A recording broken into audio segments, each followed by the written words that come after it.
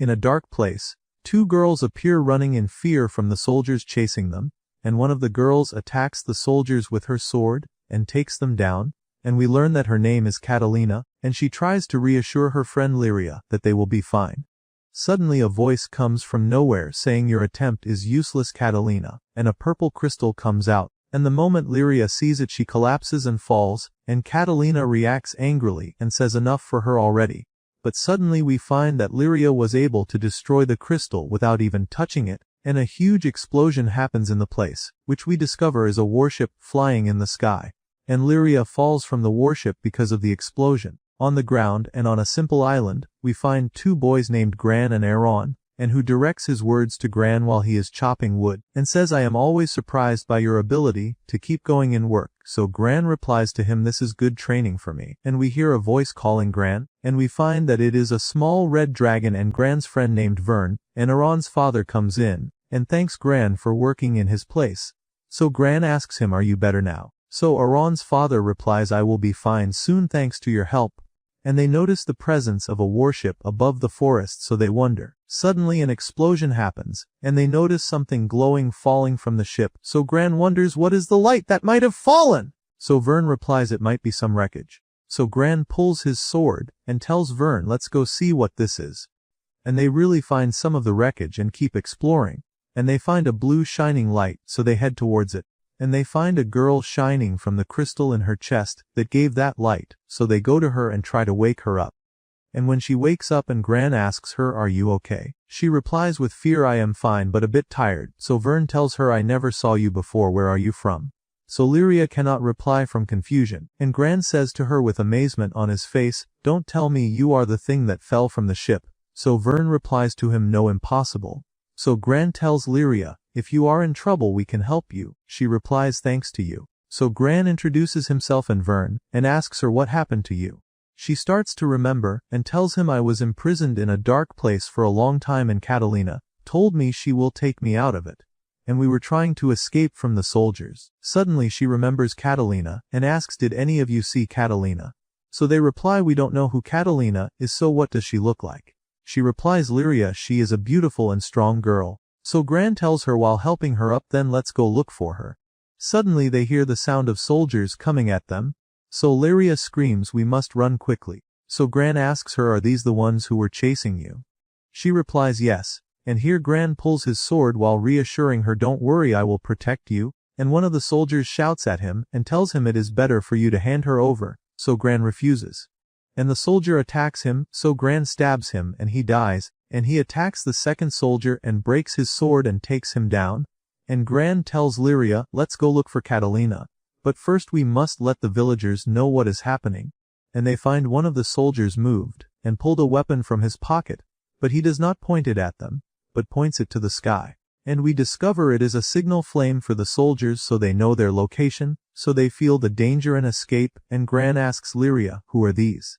She tells him they are from the Empire, and fear appears on Gran and Vern's faces, and Vern looks at Gran angrily and tells him making an enemy with the Empire is a stupid thing, and the soldiers manage to surround them, but Catalina suddenly enters and kills the soldier who stopped her, and happiness appears on Lyria's face when she saw Catalina, who continues fighting the soldiers, and the moment she reached Lyria she told her we must run now, and looked at Gran and Vern, and told them you too. And they start running in the forest, and when they get far from the soldiers Lyria asks Catalina, what will we do now? Catalina replies we will leave this island. And I have an airship, we will use it, but it is a bit far. And she asks Lyria will you be able to keep up longer on the island? She replies yes. So Catalina tells her I am happy nothing happened to you after all this. And Catalina introduces herself to Gran, and tells him I am Lieutenant Catalina from the Empire of Erst, and thank you very much for your help. So Gran asks her why are the soldiers chasing you? Catalina apologizes to him I cannot say the details, but we can say that Lyria is a special girl, and they had imprisoned her for a long time, but I wanted to help her escape from there. So Gran offers to take her to her ship, so Vern yells at him, and tells him will you put yourself in danger again? So Catalina tells him I will not allow anyone to get involved with us. So Gran tells her I will not rest until I make sure myself that the matter ended, and that you managed to escape. And also you will reach faster if we are with you. So Vern tells her even if she refused then it is done. Gran made his decision, and will do what he thinks, so Catalina agrees that Gran and Vern take them, but they must listen to her words. On their way they find the soldiers interrogating one of the island's residents, about a girl with blue hair. So the man denies I didn't see anyone like that. So the captain orders him to take him to his village, so the villagers will be forced to search for the girl with the soldiers. So the man refuses, so they pull his daughter from him, and threaten to kill her.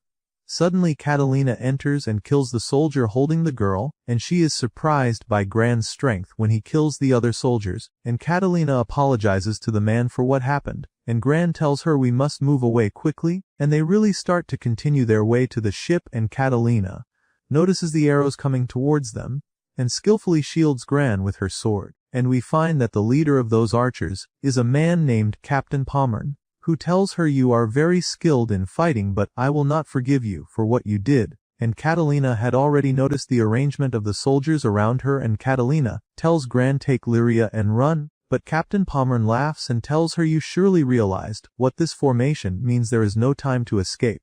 Suddenly a huge dragon with 7 heads appears and attacks Gran and knocks him flying, and slams him to the ground and attacks him with fire, until it surrounds him from all sides, and he cannot escape, and attacks him with its fangs and breaks the sword and causes him a big wound, and Gran falls among Vern screaming and crying over him and his attempts to wake him up. And Catalina screams at Pommern he is just a child, why kill him? So the captain replies mockingly the matter will not end with killing him, only if Lyria used all her power there will be more chaos than this, and you are still insisting on freeing her. So Lyria gets angry and tells him Catalina and Gran were trying to protect me and now I will protect them. Suddenly she gives her power to Gran who is unconscious, and he starts to see Lyria's shadow talking to him in his consciousness, and telling him use my power Gran, I am sure you will know how, and she stretches her hand to him, and he holds it and Lyria's crystal shines with the blue light. And Gran wakes up, and asks what happened, why do I feel different? And we find that Gran's wound disappeared, so Pommern gets angry and orders the dragon to kill Gran, and with all calm Lyria and Gran raise their hands, and recite the name Bahamut. So light shines from them to the sky, and from the middle of the light comes out a huge terrifying dragon named Bahamut. The captain gets scared of the dragon, and says what is this? But he gathers his courage, and says whatever you are I will not allow you to stand in my way, and orders his dragon to attack it. So the 7-headed dragon starts breathing fire on Bahamut, but there is no effect, and from behind the smoke Bahamut starts gathering his power in his hand, and attacks the captain's dragon. So the captain screams in despair, impossible this to happen, how did he know to kill it? And he says to himself I guess it is time to retreat, and orders the soldiers we must withdraw, and return to the empire with a report about what happened. Then Catalina is astonished and asks herself is this Lyria's power? And Gran asks Lyria what is this? She replied to him this is Bahamut, and he is the one who helped us, and she pointed at the crystal so Bahamut begins to disappear, and while speaking Gran loses consciousness. And we go back to the past and find little Gran sitting in the forest reading a letter from his father. And its content is about the astral island and the huge dragons, and Vern comes to him and tells him you are still reading your father's letter. Gran replies to him I am very excited for the adventures in those places, one day I will be a skyfarer and go there, so Aron's voice cuts him saying you still want to go to Astral Island. Don't you get bored of this subject, it is just fantasy, nothing more. Gran objects and tells him no, it exists in letters, and in many books that talked about it. So Aron replies to him, and tells him you don't know if it is real, or not, and it might end up being just a story and fantasy, until when will you keep believing in it? So Gran replies to him with determination no, it exists, and I will be a skyfarer like my father and I will go to Astral Island. And they start fighting and hitting each other, until Aron's father intervenes and yells at them, and punishes them, and talks to Gran, and tells him I know this letter makes you happy, but you are still young. When you grow up you will get the chance, and then you will be ready for it. Gran wakes up in the present and finds himself in his house, and beside him Lyria, who cries as soon as he wakes up, and asks him do you feel pain from anything? So Vern and Catalina come to her voice and reassure him. So Gran asks Catalina what happened with the soldiers of the Empire. So she replies to him and tells him they withdrew from the island. So he asks her about the villagers, and she replies nobody got hurt or anything except you. You were the only one injured. you were dead, so Vern objects and tells her how is he dead. Catalina replies and tells him that he is alive thanks to Lyria's power, but magic does not bring back the dead, and Catalina tells them I need to tell you what is happening in the Empire. They were doing research on the crystals and Lyria was their way in those studies. So they were holding her for a long time, and I wanted to take her out and protect her. And Lyria's power lies in that she can control the beasts of Astral Island. And surely the dragon she summoned was from the beasts of the island. So Vern cuts her happily, meaning she is from the legends of Astral. She replies to him I don't think so because they all died long ago. So Gran asks her then what is she? Lyria replies we don't know, I have no memories before the Emperor took me. But I know I have great power. When you died I knew I could do something, and I was able to merge my power with you, that is why you are alive, but we cannot be separated. So Catalina explains to him meaning you two are now one being, if you separate you might die. And Catalina continues and tells him we were planning to leave this island before the return of the Emperor, so now you must come with us. And they go out of the house and find the villagers making a big feast and celebration for them. So Catalina cuts the celebration and tells them we apologize because we are the reason for the Empire attacking you. So one of the villagers replies and tells them don't apologize, the important thing is Gran is fine. And the rest of the villagers agree, but Catalina cuts them with her words and tells them I cannot cause you more trouble, we will leave tomorrow, and Gran adds I also will go with them. And they return to the house and Catalina repeats her apology to Gran, so he tells her it is not your fault I died, and that Lyria gave me half her power to live. I remember, when you stretched your hand to me, I was the one who held it. I also wanted to live. Not only that I wanted to travel. And there is a place I want to go because my father is there, and I don't know exactly where he is but I will look for him. And Vern replies to him, I was sure you would say that, and I also want to go with you. The more we are the more the fun increases, so Catalina tells them seriously there is a place that has the answer about Lyria's truth and it is Astral Island. And they return to the villagers, and Gran tells them I will go with Lyria and Catalina on the journey and achieve my dream. So Catalina explains to them and tells them we will go to a place called the Dark Abyss. So the villagers are surprised because that place is known to be full of ferocious beasts. So Catalina continues her words and tells them I learned that the location of the island is behind the Dark Abyss. So their words are cut by Aaron's agitated voice. Are you serious about the decision of this dangerous journey? And if you will go, why take Gran with you? He also will become a target for the Empire. So Gran replies to him I was the one who asked them, and that makes Aaron angrier, and he tells him you never think logically. So Aaron's father cuts them and tells him Gran waited a long time to find his chance. And the time came to achieve his dream, and we all know that from the day he received the letter from his father, he was training for this moment. So Aaron speaks sadly and says I also know this is your dream and you are ready for it, but will you return to us again after you meet your father? So Gran replies to him I promise you I will return again. And they are interrupted by Lyria's stomach growling, because she was hungry, so the villagers laugh at her, and they start eating. And when morning comes they prepare to depart. And Gran is surprised when he saw for the first time a real airship. So Aaron's father tells him the weather is nice and similar to the day your father bid you farewell. Venture Gran and see what your father saw and search for him. So Catalina operates the ship, but instead of going up it goes down, so Vern screams at her and tells her pull the lever up. So they fly above the clouds with amazement from them, and Gran says I never imagined our island is that small, but I promised them I will return again, and surely I will return again. After not a long time in the sky, suddenly the ship falls with them onto Inghana Island, and is destroyed. But nobody gets hurt, and we find that on the island a person sees the ship falling. So he goes to them and inspects the ship. And he tells them you destroyed the ship, and also burned the engine. This might never fly again, and he asks them who was piloting it. Catalina tells him I was the one who piloted it. So he asks her about the temperature it was flying at, and its speed. So surprise shows on Catalina's face, so the man gets angry at her, and tells her how did you pilot it, while you do not know these things? Go train before you use an excellent ship like this, and end up destroying it. And the man leaves while angry, so Vern says we need a place to rest, so Catalina tells them then let's go to the city. So they head to the city and their Gran is very amazed by the many people, and the airships filling the sky. So Catalina explains to him that the markets here are full of ship equipment, and also the island does not belong to the Empire, so there is no worry from them, and we can prepare ourselves and use a passenger ship, so we can continue our journey. So they go down to the city market, and there we discover Catalina's big love for cats and cute animals, and Gran's interest in swords. And a nicely shaped diary notebook catches Lyria's attention, so Catalina tells her, what do you think we buy it? And I teach you reading and writing. So Lyria is happy and buys it. And they walk to see the rest of the city, and are surprised by the buildings there, and by their shapes and sizes. And they stand before the castle, and Gran asks, what is this big building? An old local man replies to him, you like the castle, right? You are surely not from our island. So Gran tells him, we are visitors, but what is done in this castle? The old man replies, this castle is a resting place for merchants, so they enter and rent a place to spend the night.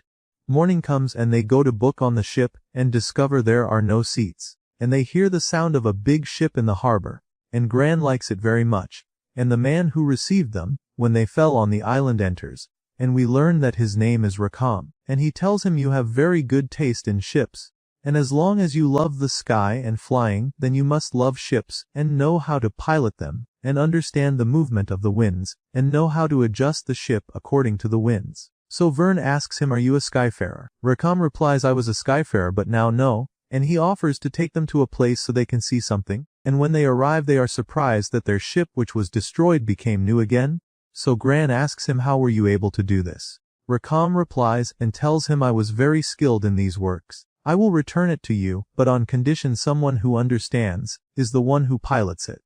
They are interrupted by the sound of two boys coming asking them for help, so Gran asks them, what do you need us to help you with? One of the boys replies, we have an extra warship, would you like to take it?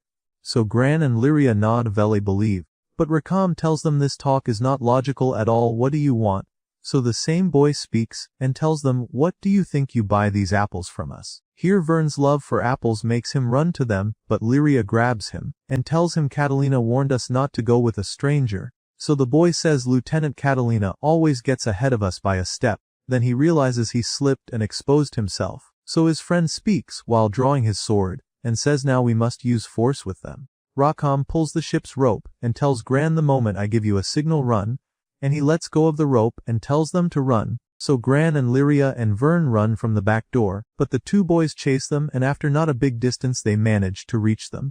So Gran tells Vern, take Lyria and go to Catalina, and I will stall them here. Vern refuses to leave him alone, and the two boys start mocking him, and one of them attacks Gran with his crystals that explode, and a big fire forms, so Gran blocks it.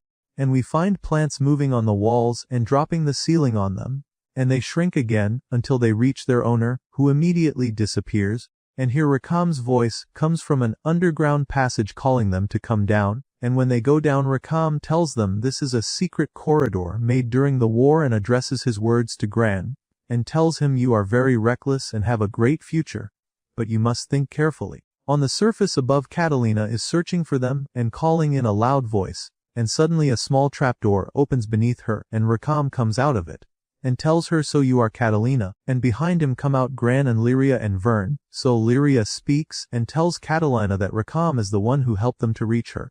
So Rakam tells them, I will not help you again, and leaves. They all go to a restaurant and Gran tells Katerina what happened, and that the Empire is chasing them. So Catalina tells him the place is not safe, and we must leave as soon as possible. But all seats on the passenger ship are booked. We must think in another way. They are interrupted by the voice of a little girl, who tells them, it looks like you have a problem. I can help you. And when surprise shows on their faces, she tells them, I am Sierra and I have a shop. So Lyria tells her, I am amazed that you are a child, and you have a shop. So Catalina apologizes to Sierra and tells Lyria she is not small, but from the Harvan lineage, and it is a lineage that does not grow, but she is a mature person. So Catalina asks her, can you get us by a warship to transfer us to another island? She replies, unfortunately all the ships are not free, but I have a small ship for sale and at a good price. So Catalina tells her the problem is that we do not have someone who can pilot it. The girl replies and tells her it is hard to find a ship, but easy to find a retired captain here on the island. And one person in the restaurant adds, like Rakam for example, who was a captain, but the commanders abandoned him, and he is now obsessed with his ship's wreck trying to fix it. So they decide to go to Rakam, and as soon as they arrive they are amazed by the beauty of his ship, and that it is not wreckage, and that he managed to repair it. and they hear the sound of soldiers coming, so they hide in a small building. And the commander of the soldiers is a domineering person, whom Catalina already knows, and he boasts that he will kill all the people of the city, and when one of his soldiers objects he kills him. So a sound of agitation comes from Lyria and Gran. So he realizes there is someone in the building, and orders its immediate destruction.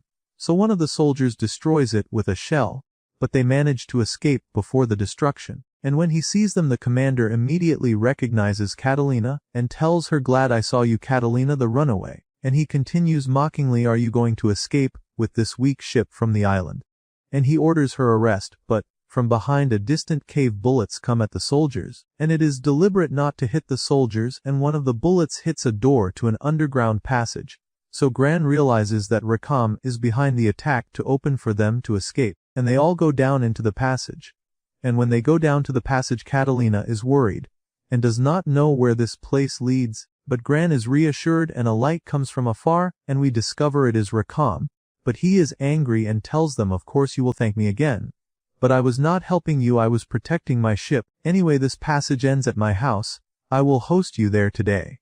And when they reach the house, they find it full of mess and drawings of ships. So Rakam apologizes to them for the state of the house and asks them, "Why were you near my ship?" Gran replies, "We were looking for you, because we need a captain for our ship." Rakam refuses and tells them, "I will not fly except with my own ship."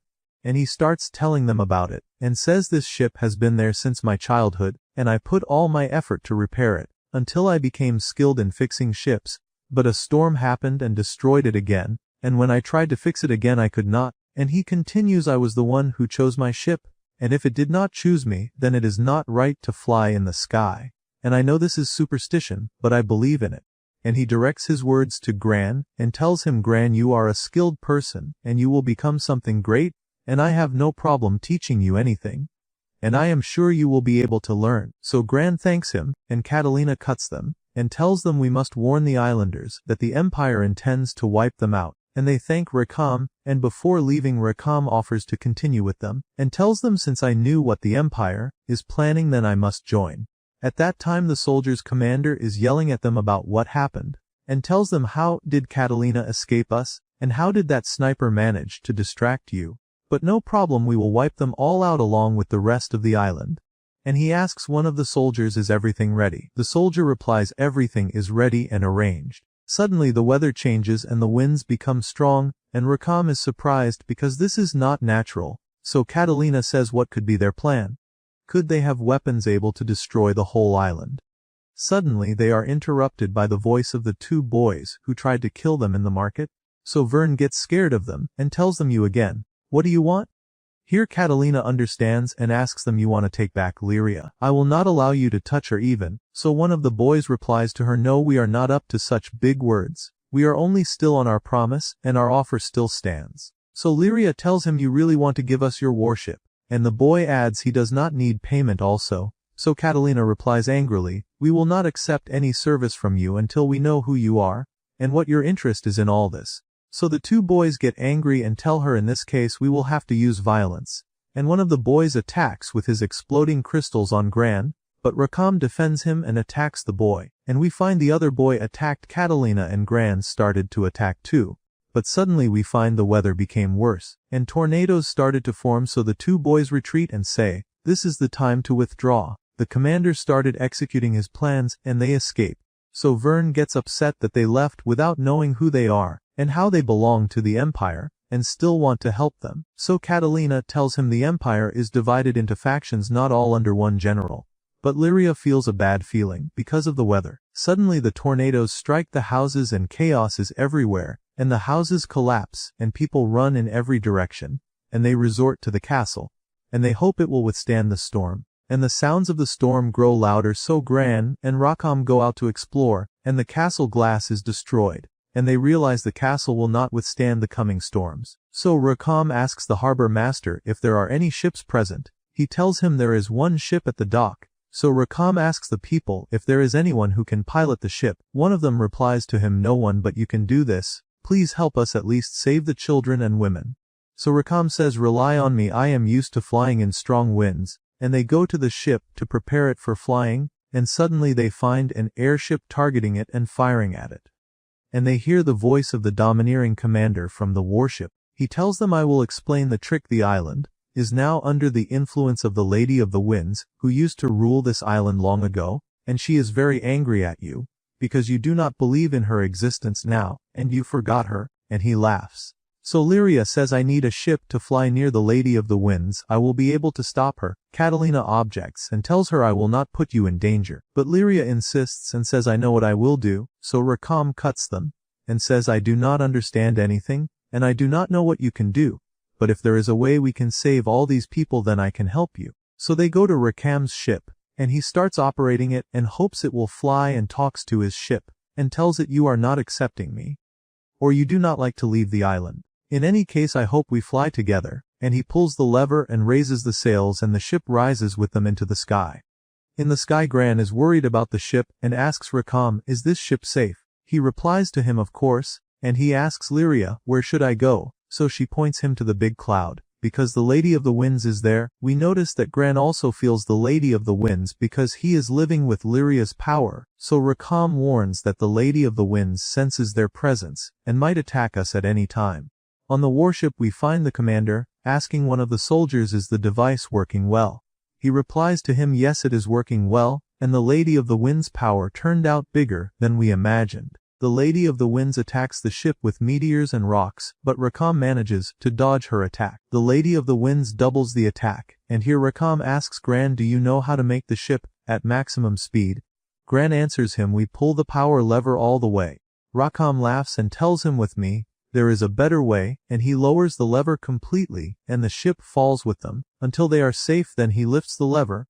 There they see the Lady of the Winds, with a purple crystal on her chest, and the soldiers are controlling her through that crystal. The moment she sees it, Lyria puts her hands on her crystal, and tries to communicate with her. And she asks her not to destroy the island, but the Lady of the Winds responds by launching more meteors at them, and is not answering them. So Lyria asks Rakam to fly until he is above the Lady of the Winds, and Rakam succeeds in executing her request. So Lyria addresses Gran, and tells him the Emperor managed to control the Lady of the Winds because of the crystal on her chest. So she grants him extra power from her, and tells him the only solution is to destroy the crystal. Gran stands at the edge of the ship amid the strong winds, and the meteors of the Lady of the Winds, and decides to throw himself onto the rock debris, and the Lady of the Winds starts attacking him with rocks and meteors. Gran dodges her attacks and manages to destroy the rocks with a strike from his sword. Suddenly he comes out from the debris and attacks the Lady of the Winds, and breaks the crystal, and with the destruction of the crystal the rocks vanish and Gran falls into the void. Then the Lady of the Winds regains her consciousness and saves Gran and takes him to the ship. And Rakam speaks to the Lady of the Winds and apologizes to her, and tells her, we were wrong to forget you, and to treat the stability of the weather as something natural while you were doing much for us. And you are the reason for the prosperity of our island. The Lady of the Winds smiles and disappears, and a gemstone appears to Lyria, so she knows it is a gift from the Lady of the Winds for saving her. And they return to the islanders, and Lyria thanks Rakam for helping them, and that he saved the townspeople and the Lady of the Winds, and she tells the islanders, now the Lady of the Winds is fine, and the weather will return good again. But Rakam interrupts her, and blames the townspeople, and tells them, we also are the reason for what happened, we are the ones who forgot the Lady of the Winds, we must always remember her and value what she does for us. So things return to normal, and the city regains stability, and we find Lyria and Vern sitting in the little girl's shop waiting for Gran, who is on his way to them, but his health is not good. Catalina meets him on the way and scolds him, and tells him, you are careless and reckless. How do you throw yourself from the ship? You could have died again. What were you thinking when you did that? He tells her, I thought only that I must save all those people. She asks him, did you not think of the possibility of failure?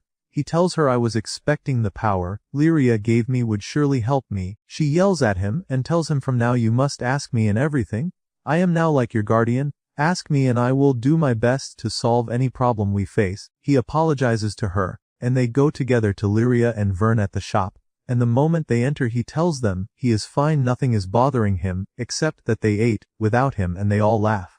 And Lyria takes out the gift of the Lady of the Winds and lets Gran touch it, and suddenly he sees strange things: a volcano will erupt and a city being destroyed. Catalina and Vern are surprised, because they do not see anything. They are interrupted by the voice of the little girl, the shop owner, who tells them using magic here is forbidden, but asks Lyria, is that in your hand a sky map magic? Lyria and Gran do not understand what she means. So Catalina explains to them that the magic map is said to be a heritage from Astral, and we must gather all its parts to be able to cross the dark gate that leads to the Sky Kingdom. But why did the Lady of the Winds gift it to us? And the girl, the shop owner, is very happy that she saw a sky map, because it is her first time. Vern replies to her Gran's father had one, but Gran does not remember.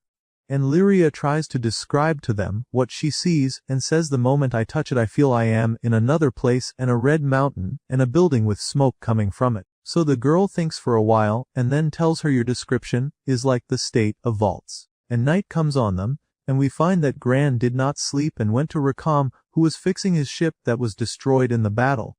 Rakam asks him, why did you not sleep like the rest? He tells him, there is something I want to tell you. I want you to be the captain of our ship. So Rakam asks him, and where do you intend to go? Gran replies to him, there is a place I want to go. That place is Astral Island, because my father is there.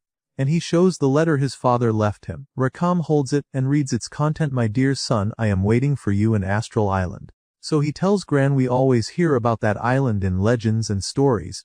I do not know if I can believe it is real. Are you sure of your father's words? Gran tells him, I am not sure because I did not see it with my own eyes. Rakam smiles and tells him, so you want to see it, right? Gran tells him, I want to go there, and to do that I need to be a skyfarer like my father and have big experience and many allies. Rakam tells him, challenging the fantasy Astral Island. Why not? Count me with you from now. And in the morning Catalina goes to Rakam and asks him, are you sure you want to come with us? I feel you may have rushed a bit in your decision. He replies to her, do not worry, I know what I want. I know the journey is dangerous, and he adds while laughing, but, because I am the captain everything will be fine, and we will not fall with the ship. I am very happy my ship flew, and I like to fly it in the world. She tells him, I am very happy you will be with us. I will depend on you a lot.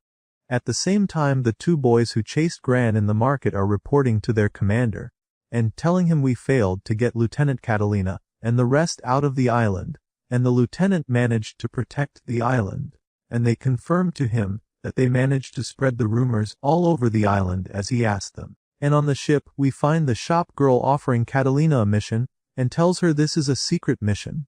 And the client needs to talk with you personally. He will be in the state of vaults. Everyone asks Catalina, what will we do? So she directs her words to Gran, and tells him, we will do what you order us to do, Captain. Gran is surprised that she wants him to be the captain. Rakam tells him he is the one who gathered them, and Vern adds to him, Gran, your father at your age had a crew also. So with challenge he says, then our destination is vaults. And in the sky of vaults they are amazed by the beauty of the city, and the greatness of the volcano. And Rakam tells them, prepare for landing. And the moment Rakam descends he asks one of the workers in the port about entry permits. So the man replies to them, who of you is the captain of the ship? So Rakam points to Gran. The man replies mockingly, how can a child like him be the captain? So Rakam tells him he is truly young, but if I were you I would not underestimate him. Gran speaks firmly, and tells him we can do the required papers right now. At that time Catalina is telling the rest of the crew about vaults, and tells them here most of the volcanic lava never stops, and the townspeople use this in making steel. They are interrupted by the voice of Sierro, the shop owner, who tells them, you seem amazed by the beautiful city. So Catalina tells her, how did you know to come here? We left the island, and you were still in the port. So Sierro tells her, I am everywhere, and laughs. Lyria believes her and is very amazed, so Catalina is surprised by Lyria's naivete. Sierro tells them, I brought you a mission, and takes out papers, and hands them to Gran, and tells them, we cannot discuss anything here. But I have advice for you, watch your actions because people here get nervous from strangers. So they ask her what she means. She tells them, we will talk about this later also. So they go to explore the markets, and find that their crafts are beautiful and things none of them saw before. But they notice there are no people in the streets, and if they find someone present, he moves away from them. And when they arrive at the place where Sierro and the client will be, and Sierro presents them to the client, he introduces himself and tells them, I am from intelligence, and asks them, are you the crew who saved the island from the Lady of the Winds? Rakam replies to him, yes, we are under Gran's leadership. He tells them here your mission is of extreme importance and secrecy. Your mission is to recover our missing prince. The work must be in secrecy, so none of the people know about the prince's disappearance. And he continues that the prince had relations with the emperor, and we suspect he is involved in his disappearance. Catalina says this mission is very dangerous and very big and directs her words to Gran, and asks him will we accept the mission or not. Gran replies we will accept the mission no matter what. So they split into 2 teams to start gathering useful information. They go down in the city and ask people about the prince. Many people refuse to talk and discuss, but one woman speaks to them about him, and tells them the prince is sociable and loves mixing, and he used to come down to the streets a lot to make children tricks and magic. Lyria asks her what magic. Her son replies our prince knows how to do beautiful magic, and her daughter adds, and he gave me a pretty flower, and asks where did he go, and we find that someone was listening to them and suddenly disappears. At the same time Gran and Rakam and Vern are asking a woman who owns a weapon shop, and she tells them some people say the prince is allied with the emperor to make a weapon that destroys the world. Rakam tells her these are surely rumors, but what is their source? She tells him, because the emperor's ships come often lately, but I do not believe what is said. But her assistant adds that the prince has been requesting lots of iron and raw materials. Why might he be collecting all this? She yells at him, and tells him you also believe those rumors. He replies to her no, I am sure he is doing something for our benefit. They all gather again and discuss what they knew, and we find that the same hidden person was watching them again and also disappears. So they decide to go to the place people say they saw the prince in, and the place is empty and covered with sand, but Catalina warns them, someone is walking behind them, hiding himself using magic. Suddenly they hear the voice of a girl screaming, so they go towards the voice and find that 3 small beasts are chasing the girl, so Gran intervenes and strikes one of them and Catalina strikes the second, so they run away. Catalina says the one spying on us turned out a little girl. The girl screams at her, and tells her I am not a child, I am a magician. What do you know about my master? And she means the prince. They take her with them and ask her about her relation with him, and why she was spying on them. She tells them her name is Io, and tells them the prince was teaching me magic. Not only that, but he is talented in making machines, but since strange people from the empire visited him, he started acting in an unusual way, and after that suddenly disappeared, and I am looking for him. When I saw you I felt you have information about him. Rakam tells her we will take this mission from you. You are a child, and may be exposed to danger. She tells him I made my decision, and will look for him with you. On the ship Io is very amazed because it is her first time flying, and they ask her about the places the prince often visited, so she tells them about many places, but confirms to them she searched all of them, except one place, and that is the old stone castle. So Gran orders to head there. And there in the castle the place is empty and the weather very cold and there is no one. Rakam says it is impossible, there are people in this place. Tells him I feel the presence of the prince's magic here, and enters a place and points with her magic staff, so stairs appear to a secret passage. They go down and explore the place, and it is colder and full of huge devices. Lyria feels pessimism from the place. Suddenly the 2 boys who were chasing them on the first island come out, and one of them tells Lyria what you feel now is a beast. Rakam shouts at them and asks what are you doing here? Do you like we continue what we were doing before you escaped from us? The boy replies to him, we are not here looking for you. We are here with our master, who comes out from behind them with a little girl. The moment Catalina sees him she loses her nerves and starts screaming at him and tells him what are you doing here? Gran asks her who is this? She tells him this is the Black Knight, the emperor's advisor. And she asks the knight angrily where is the prince? He replies to her coldly and tells her do not ask me, because I am searching for him too, because your prince asked us to ally together and unite the crystals with his machines, and make a new weapon, and after that he disappeared. And he tells them the prince's goal is Lyria, so she will become his puppet, and points to the girl with him, and says like my puppet. Suddenly a loud destruction sound happens, and from the middle of the explosion a mechanical beast comes out. Io says this is the prince's magic, and runs to him to talk to him, and tells him I am Io, don't you remember me? He attacks her. Gran defends her and Rakam tries to pull her away from him, and Io tries to talk to him again, so he calms for moments. Rakam raises his weapon and aims at him, and the moment he falls Gran orders them to withdraw to a safe place. Yu cries from the prince's reaction, and says surely my voice does not reach him. But Lyria tells her the prince heard you and responded to you for moments, we only need to try again. So he asks Gran what will we do now? Catalina says we need to search in the place for any clues. Lyria says I hear a voice calling me and I felt the mechanical beast was talking to me. She points to a place and says the voice is from here, and they decide to follow the voice Lyria hears. So they go down to a place underground and Lyria asks to tell her about the prince. So she tells her, when the prince is interested in machines and magic books, he forgets to eat and drink. Maybe in days I go to him, and he is covered with machine grease and forgets I am there. He used to learn magic tricks to make us laugh. He is a very kind person. Impossible he is doing something bad. They arrive at a different building, and there they find a giant mechanical beast. Lyria asks him, are you the one calling me? And we hear the prince's voice from afar telling them, who are you, and what are you doing here? Io talks to him, and tells him what are you doing here? Are you not coming back? But he ignores her and asks them, what did you know about my research?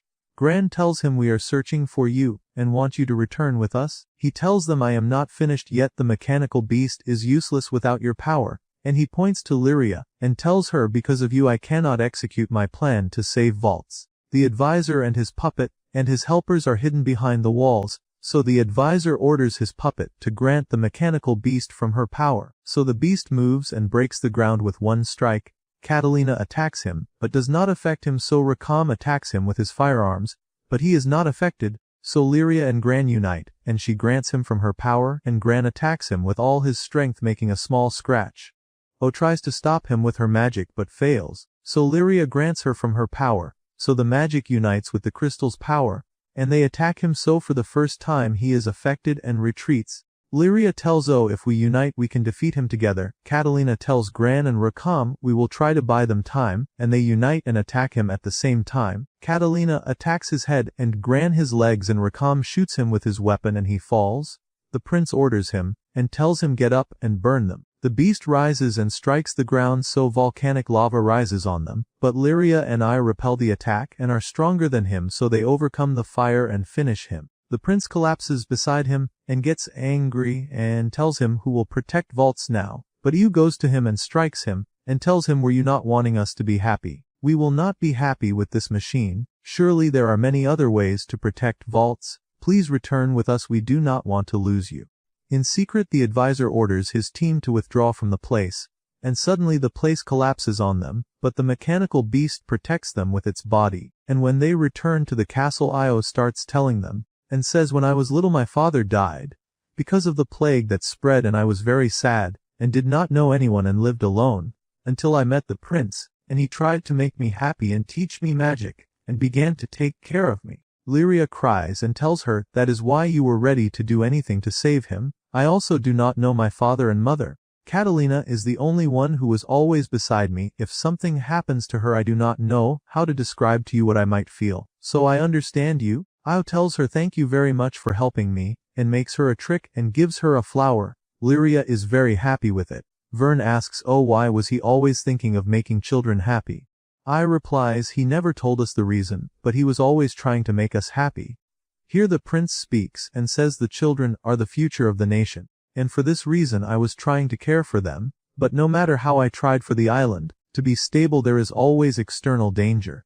There must be a power to protect you. Io asks him what is that danger?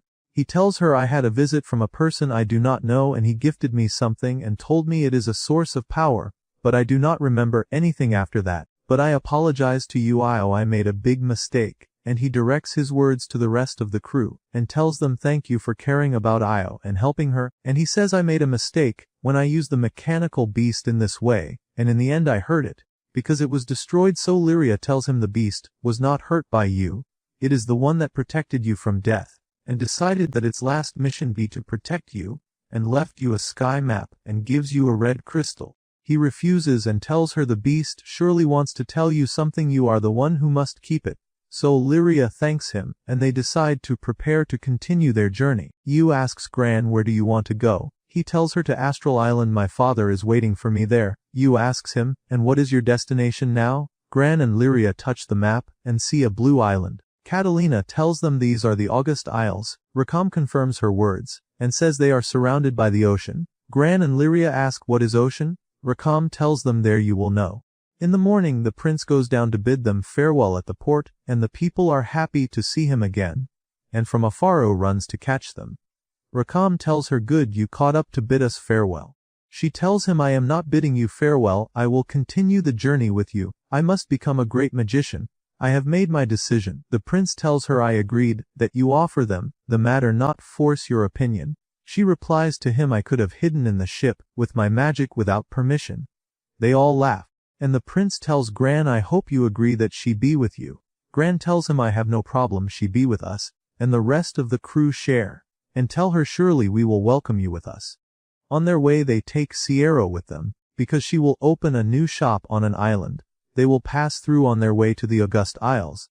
So Sierra thanks them, and tells them, "If you take anything from the shop, I will give you a big discount for helping me," and she tells them, "I will prepare for you the supplies you will need for your journey within 2 days. And about this subject, here on the island there are ruins just discovered and people asked me to do work in them." So Rakam cuts her and tells her, "Do not tell me you offered us the supplies in return for this mission." She replies to him, "I am part of my work, never to waste talents like you." So Rakam gets embarrassed and thanks her. Catalina interrupts and tells them, "We will be free for 2 days so we can help." So Gran asks Sierra, "Where are these ruins?" She tells him, "I will prepare you a map immediately." So they start their journey in searching for the ruins, and they arrive at a big beautiful castle in the middle of the forest. Rakam tells them, "Let's go explore the castle." But Catalina cuts him and tells him, "No one discovered this place before, we must be cautious." Rakam tells her, "We are the ones who must know what is inside, we will not gain anything if we do not enter." Joins him, and tells them we must enter, and see the place ourselves. Rakam laughs and tells her the troublemaker is right. Gets angry, and tells him, "I am not a child." They laugh at them. Suddenly the ground under Lyria collapses, and she is half above and half below the ground. Gran tries to save her, but the ground collapses under him too. Suddenly the ground collapses completely under all of them, and they fall underground and find themselves in a big place, but not all together. Gran and Rakam and Io in a place, and Lyria and Catalina and Vern in another place. Catalina says this is a trap to get rid of strangers, or the place is old and collapsing. But the important thing now is that we reach Gran and the others. Vern offers that he flies and searches for the rest, but bats come out to them and Catalina kills them, and tells him the place is not safe for you to be alone. Lyria tells her, "I can know where Gran is." At the same time Gran tells Rakam he can know where Lyria is because he shares with her the same life force. "I do not know exactly where she is, but I can determine the direction to walk." So he points them to the direction to walk, and the moment they get close they find a flood coming out from the gate. Defends them, and makes a wind cyclone with her magic around them, preventing the water from reaching them, and they continue their way. At that time Lyria is leading Catalina and Vern, but they do not reach anything, and she tells them, "I started feeling Gran's presence everywhere." Vern tells her Gran has a high sense and tells her, "The first time when we saw you it was Gran's sense that led us to you." Catalina tells her, "But Gran is always reckless." Vern confirms to her and tells her, "When we were young Gran loved to depend on himself, and not ask anyone for anything. I am very proud of him, and know how much he struggled to reach his level now. I will help him until he meets his father." Catalina tells him it is hard, that his father ventured on this journey alone, surely he had a crew. On the other side Yu tries to light the way with her magic, but cannot, so Rakam lights a piece of wood, and gives it to her, and tells her, "No need to tire yourself, adults know how to handle things." She gets angry at him and tells him, "I am not a child," and they fight. Gran laughs at them. Rakam asks him, "Why are you laughing?" Gran replies their fights remind him of himself and Vern. When they were exploring a cave in their town they got lost, and kept fighting, but in the end they found the way out. Suddenly they hear loud sounds of destruction and screaming, so they find 2 girls being chased by a sand beast. And one of them tells her friend, "Surely this beast is the one behind the treasure," so she attacks it with bombs. But it is not affected and attacks the other girl, so Gran intervenes and saves her.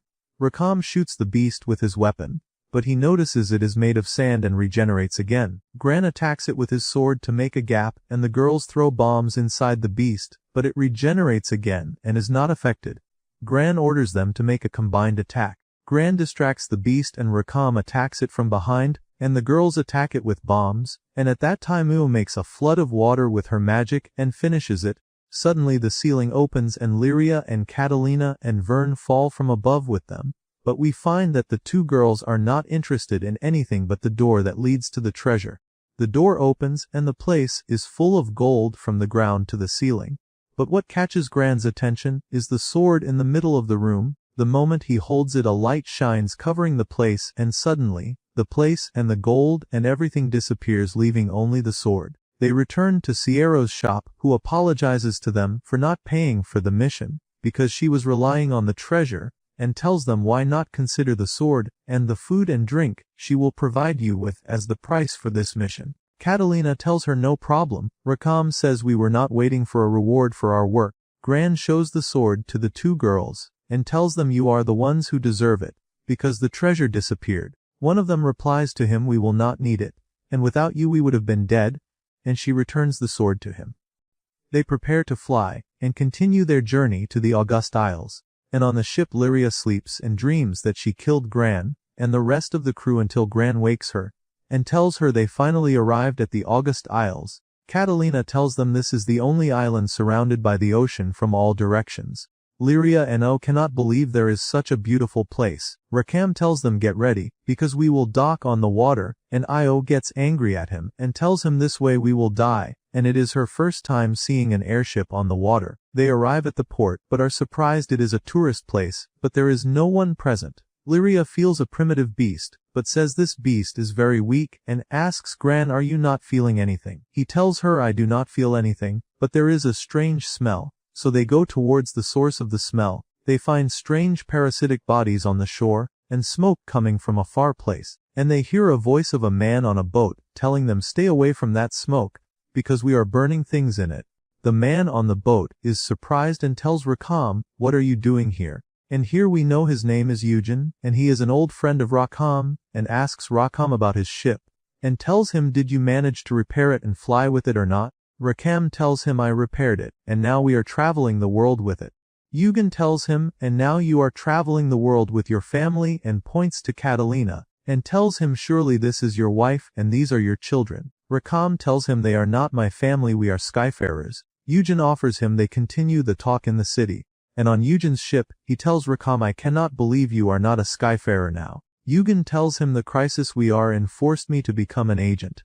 Rakam asks him about the type of crisis on the island. Eugen tells him we are in war with the Erste Empire, because they pollute the sea with their experiments. We tried with treaties but now there is no option but war. But we will be able to drive them out of August by force, and also we have the sea guardian dragon supporting us.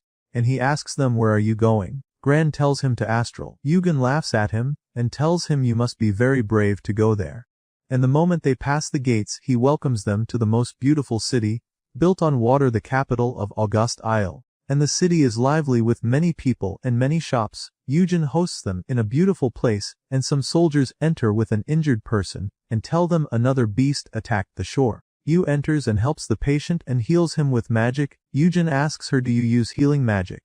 She replies to him and tells him I am a magician, and tells him I also want to heal the rest of the injured here. He tells her there are many injured, because we are only armed civilians without training. And he tells you I will show you the place of the injured, and he asks Catalina to train some of their soldiers. Catalina tells him this is a simple thing I can offer, and she asks Lyria can you manage without me? Lyria tells her I became brave and can manage. Catalina tells Gran take care of Lyria. Eugen asks Rakam to help repair the ships. He tells him do not ask me for anything. One of the soldiers begs him to repair his ship. Rakam agrees and goes with him. Gran and Lyria ask that they also help, so he tells them you can bring the requests from the markets, and get to know the city. They are happy with this fun task. They go down to the market, and enter all the shops until Lyria stands before a restaurant, and is amazed by the fish she never saw before. She asks the restaurant owner, what is this? He replies in surprise you did not hear about August food. And two other townspeople tell them you must try our food. An old man intervenes, and tells them do not bother the customers, and the moment he knows they are visitors he offers them to host them. Gran refuses and tells him we are in the middle of a mission and cannot waste time. The chef prepares the food in seconds. As usual Lyria is exposed by the sound of her stomach. Gran asks about the bill. The restaurant owner replies and tells him on the restaurant, and if you liked the food visit us again, and bring your friends and family. One of the chefs tells him your selling skills are amazing, there is nothing better than investing in the future. Gran and Lyria eat and Lyria enjoys the food and tells Gran, we must all eat here together, the food will be more delicious if we eat it together. At that time Rakam finishes his work and sits with Eugen and tells him this was your plan from the beginning, to bring us with you to help you, because you have a shortage of workers. Eugen tells him you must repay my favors to you, but you have changed a lot. The old Rakam would never leave the leadership of his precious ship to a child. Rakam tells him because this is his life dream. Gran is very straightforward and and I cannot do anything but help him. Eugen cunningly tells him this happens to you because you became old. Io and Vern enter after finishing their task. Eugen tells them tonight the dinner will be very delicious because it is my turn in cooking. Yu offers him that she helps in cooking. He thanks her and tells her that Catalina is already in the kitchen and helping him. They all scream and tell him you committed the biggest mistake today. Suddenly they hear the sound of an explosion. Catalina made fire in the kitchen. In the market Lyria is impressed with the jewelry and asks the shop owner what are these things. He tells her these are jewels made from shells and sea coral, and it is said that if you carry them they will protect you, and every color expresses a mission of the shell. Lyria is impressed with the blue one, so he tells her the blue strengthens the relation between people. Gran buys it and puts it on her. The rain begins to fall on them. They sit in a rest place. She tells him today reminds me of the day we shopped on the first island we visited, and that day Catalina gifted me a diary. I am writing in it everything the day we met and our adventures, and today I wrote about the beautiful city above the water and about your gift to me. Gran gets embarrassed from her. The city bells ring and the rain stops and a rainbow appears in the sky. Suddenly Gran remembers he forgot to buy the last request from Eugen's list, so he tells Lyria he will go get it alone. On the way a woman meets him and tells him beware and disappears. Lyria is alone in the rest place and suddenly masked people appear and kidnap her. Gran feels something strange and quickly returns and does not find her, so he searches for her everywhere and sees her hair on a boat in the river, so he chases them, but they go out of the gates and they close on him. An attack happens on the city by the warships, and they kill the residents' leader and capture them. Lyria tells him, why do you kill the residents, why are you this cruel? He tells Lyria we must be cruel with the islanders because you hid in it, if you had not escaped the people would be safe. But you are the reason for what happened. You must cooperate with us so we do not kill these people. Lyria tells him I do not want to cooperate with you, I want to continue my journey with the crew. He tells her you are just a tool not allowed to travel. The mages left you for us so we destroy anything with you. You are a tool for us, like the weapon in my hand. And he kills a man from the residence. Lyria tells him I am not a tool and I do not kill people. He tells her that is because you forgot. I will remind you how terrifying a tool you are. And he orders the soldier to bring him the crystal and brings it close to her so she remembers the number of beasts she killed in just one experiment. He tells her you are a destructive tool, you cannot be with common people. If people discover your power they will use it in destruction. She tells him but the crew do not kill anyone. He tells her your existence with them will cause them trouble and sadness, and you are the one who will kill them. Lyria remembers the dream, and he continues his words and tells her the best place you must be in is with us, because we are the only ones who know how to control your power, and he pulls from her hair the blue pin and breaks it. From afar Gran's voice comes who managed to take down all the soldiers, and he gets angry at the commander, and tells him I will kill you. What did you do to Lyria? And Lyria is crying for the pin but, without voice, the commander replies to him and tells him I only reminded her of her truth. Suddenly from the water the guardian dragon comes out and attacks the commander's ship, and splits it in half, so the warships attack it. It destroys them. The commander tells Lyria, do you want to destroy everything again? And he strikes her. Gran runs to him and attacks him with his leg, so the commander flies and falls into the sea. The rest of the crew arrive but Lyria is not talking. Gran notices the dragon has a red crystal, so he knows evil controls it, and says I must save it. But Catalina tells him we must withdraw and go to a high place so we escape from the flood.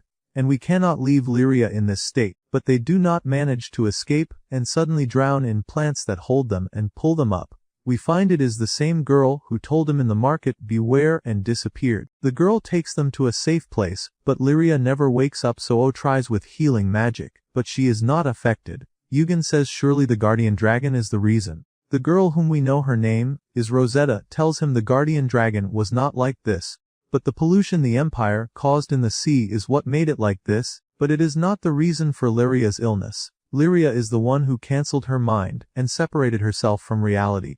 Catalina asks her what do we do to save her. Rosetta replies the cure is not easy and if we force her to wake up bigger problems may happen, but the only one who can communicate with her is Gran. Rakam cuts them, and tells Rosetta, who are you and who do you work for, and why do you do this? She tells him these are my secrets but I will not harm you. I am the one who has the cure for Lyria, I will leave you time to think and walks away. One of Eugen's assistants enters, and tells him the sea level rose again, and the waters became polluted, so Eugen and Rakam go down, and the rest of the crew stay with Lyria. Gran tells Catalina when I first saw Lyria she was crying and not responding to my words, and the commander Pommern said something about her destroying everything again. He asks her what does he mean. Catalina tells him the Empire did an experiment on Lyria, and some beasts on an abandoned island, but Lyria summoned something that could erase the island's existence from the earth. We do not know what she summoned, but from that time Lyria was imprisoned and I was chosen to monitor her, and at that time I felt she had no emotions and was just a tool, but with time I discovered she feels, but cannot express her feelings well. So I started teaching her to talk and write and express herself, so Lyria started to be drawn to the outside world from the stories I told her about, and she started to think and wish to live freely outside the walls. For this reason I made the decision to let her escape, and we met you that day. But you taught Lyria things I could not teach her, and her adventures with you make her very happy. Gran tells her, but I could not protect her. Catalina gets angry, and tells him I am the one who should protect you, you are just children. But you helped her a lot and managed to make her happy after she was imprisoned, and did not know anything about the world. And she tells him you must rest, and I will stay with Lyria. Gran goes out and meets Vern and Gran shows tension and worry so Vern asks him, what are you thinking about? Gran tells him I do not know if I must tell Lyria something what would it be, and what thing would make her isolate herself from the world this way. Vern tells him no one knows, but you can ask Lyria yourself. Your lives are connected so surely you will know how to communicate with her. You are the only one who can do that. Gran thanks him and decides to go to Rosetta and ask her how do I communicate with Lyria. She tells him we must go to a beast, it is the only one who can help you. Gran returns to Rakam and tells him this is the only way. Rakam tells him whatever your decision, I will support you even though I do not trust Rosetta. But you are the captain and I will try to help you. Yu enters them and screams at them, and tells them why do you not include me in the decisions? Lyria is my friend, and I must participate in saving her, I must be with you. The crew prepare to fly and Rakam bids Eugen farewell and tells him we will finish this mission and visit you again. We find Sierra arrived to the island, to provide them with the food and goods they lack, because of the war. She bids the crew farewell, and tells Eugen all the things you asked for are ready. Catalina tells Rosetta we are depending on you in this mission. Rosetta tells her depend on me, and she tells Gran our destination is the Lumacy Isles. In the sky Gran shows signs of worry and sadness and Rakam notices his worry, but Rakam directs his words to Rosetta and tells her I do not trust you, so try not to do any strange act. She tells him you are a person very concerned with details and everything. He tells her anyone must wonder about your position with us, and your help to us without a clear reason. They arrive at their destination, and it is a green island. Rosetta tells them they call Lumacy Isle the Forgotten Island. Catalina carries Lyria, who was dreaming she is in a big place full of books and the ground made of blood, and she tries to reach the crew so they appear to her, and the moment she touches Gran he disappears and the rest of the crew disappear, and she hears a voice telling her you are a tool of destruction, eliminating anyone no matter who he is. She asks the source of the voice, am I the reason for their death? It tells her you are the reason for any destruction happening, and her blue hairpin disappears, and she collapses, and the place around her turns all to ice. On the island they walk a long path full of slopes. Rakam asks Rosetta, is this the only way? She tells him no, there are other ways but this is the easiest. They arrive at a big beautiful tree. Rosetta tells them we finally arrived, and she speaks to the tree and tells it appear I have guests for you. A small very beautiful girl appears. Rosetta tells them this is the beast of the abandoned forests, and she is the one who will help us. The forest girl runs to her and hugs her. Io asks them you are friends. Rosetta tells her we are more than friends. We are family. The forest girl sees Lyria and looks at her with sadness. Rosetta tells her this girl was hurt badly to the point she isolated herself from the world. Gran tells her please help us cure Lyria. She smiles and stretches her legs so plants form a resting place. Rosetta starts to explain to them what the forest girl tells her, because she is the only one who can communicate with her. She tells them she will connect Gran with Lyria so he can talk to her, but the rest depends on Gran. You gives him Lyria's hairpin and tells him surely this will help you. I tried to fix it. Lyria was holding it all the time. I could not return it as before but I tried. Gran thanks her and holds Lyria's hand, and the forest girl holds her other hand. Gran enters Lyria's consciousness, and it is like the sea dark, and at the bottom ice surrounding Lyria. He talks with her and tells her what are you feeling? She tells him these books are all memories of my other personality. Memories making me unable to deal with you again. I am the one who forgot myself to escape from being a tool and hurting all people. And she takes him with her to the memory of the abandoned island, and tells him I am the one who erased it when I asked for help from one of my beasts, and I erased the whole island. I am the reason. Gran tells her the emperor forced you to do this. She tells him this is my power, I destroy anything, I am just a puppet for killing. This is the truth I am trying to forget. All the problems we faced in our journey were because of me. Because I wanted you to help me. He tries to get close to her, but she warns him and tells him, if you get close I might destroy everything again. Gran tells her you did not destroy anything. During the long journey you used your power in helping, and you did not destroy anything. She screams at him and tells him and Catalina, she was one of the best soldiers, and now they are chasing her because of me, and you too, you died because of me. Gran tells her this is not your fault, Catalina chose to help you. She does not think like that, and without you I would not have made the great journey I wished for in my childhood. You made my dream real. She screams at him and tells him you could have made your dream freely without all these problems. I am the one who destroyed your future. You and Catalina always help me, and in return I hurt you. I do not want to hurt anyone dear to me again. And she starts to push him out of her consciousness, and tells him I must disappear, I will grant you my whole life. He screams at her, and tells her Lyria you understand wrong. She replies to him, and tells him from the beginning I should have given you all my life, not half of it. He begs her not to do this, and tells her I do not want to continue the journey without you. The hairpin falls beside her, so she calms and holds it, and he manages to reach her again, and tells her Ooh and Vern fixed it, and Catalina and Rakam asked me to return it to you. And he goes to her, and tells her you did not destroy anyone, we have a bond and friendship, and you are the reason for it. You chose the blue hairpin, because it makes us connected together. You did not destroy our future, you created our friendship. We are all waiting for you. We must continue our journey together. The darkness disappears and a rainbow appears. She tells him this view is the same one we saw in the city. He tells her, but this time I will not leave you and I will protect you and protect your friends. They both wake up among the crew's amazement, and the moment Lyria talks, Catalina hugs her and cries. Lyria apologizes to them, and tells them sorry I worried you. Rakam tells her now we can continue our journey together, and the forest girl disappears. Suddenly they hear the sound of the war signal and see warships in the sky. The commander Pommern is planning to wipe out the whole island and orders the soldiers to burn all the forests, but Catalina interferes, and tells him I will not allow you to harm the islanders. He tells her I am happy you appeared, I must reclaim the tool left for us by the astrals and the crystals. Gran tells him Lyria is not a tool or a weapon. He replies to him she is a destructive weapon even without using all her power. Catalina tells him, Lyria knows the value of her power, and knows how to control it. You are the ones who attack her, and destroy islands by your actions, and your desire to make dangerous experiments.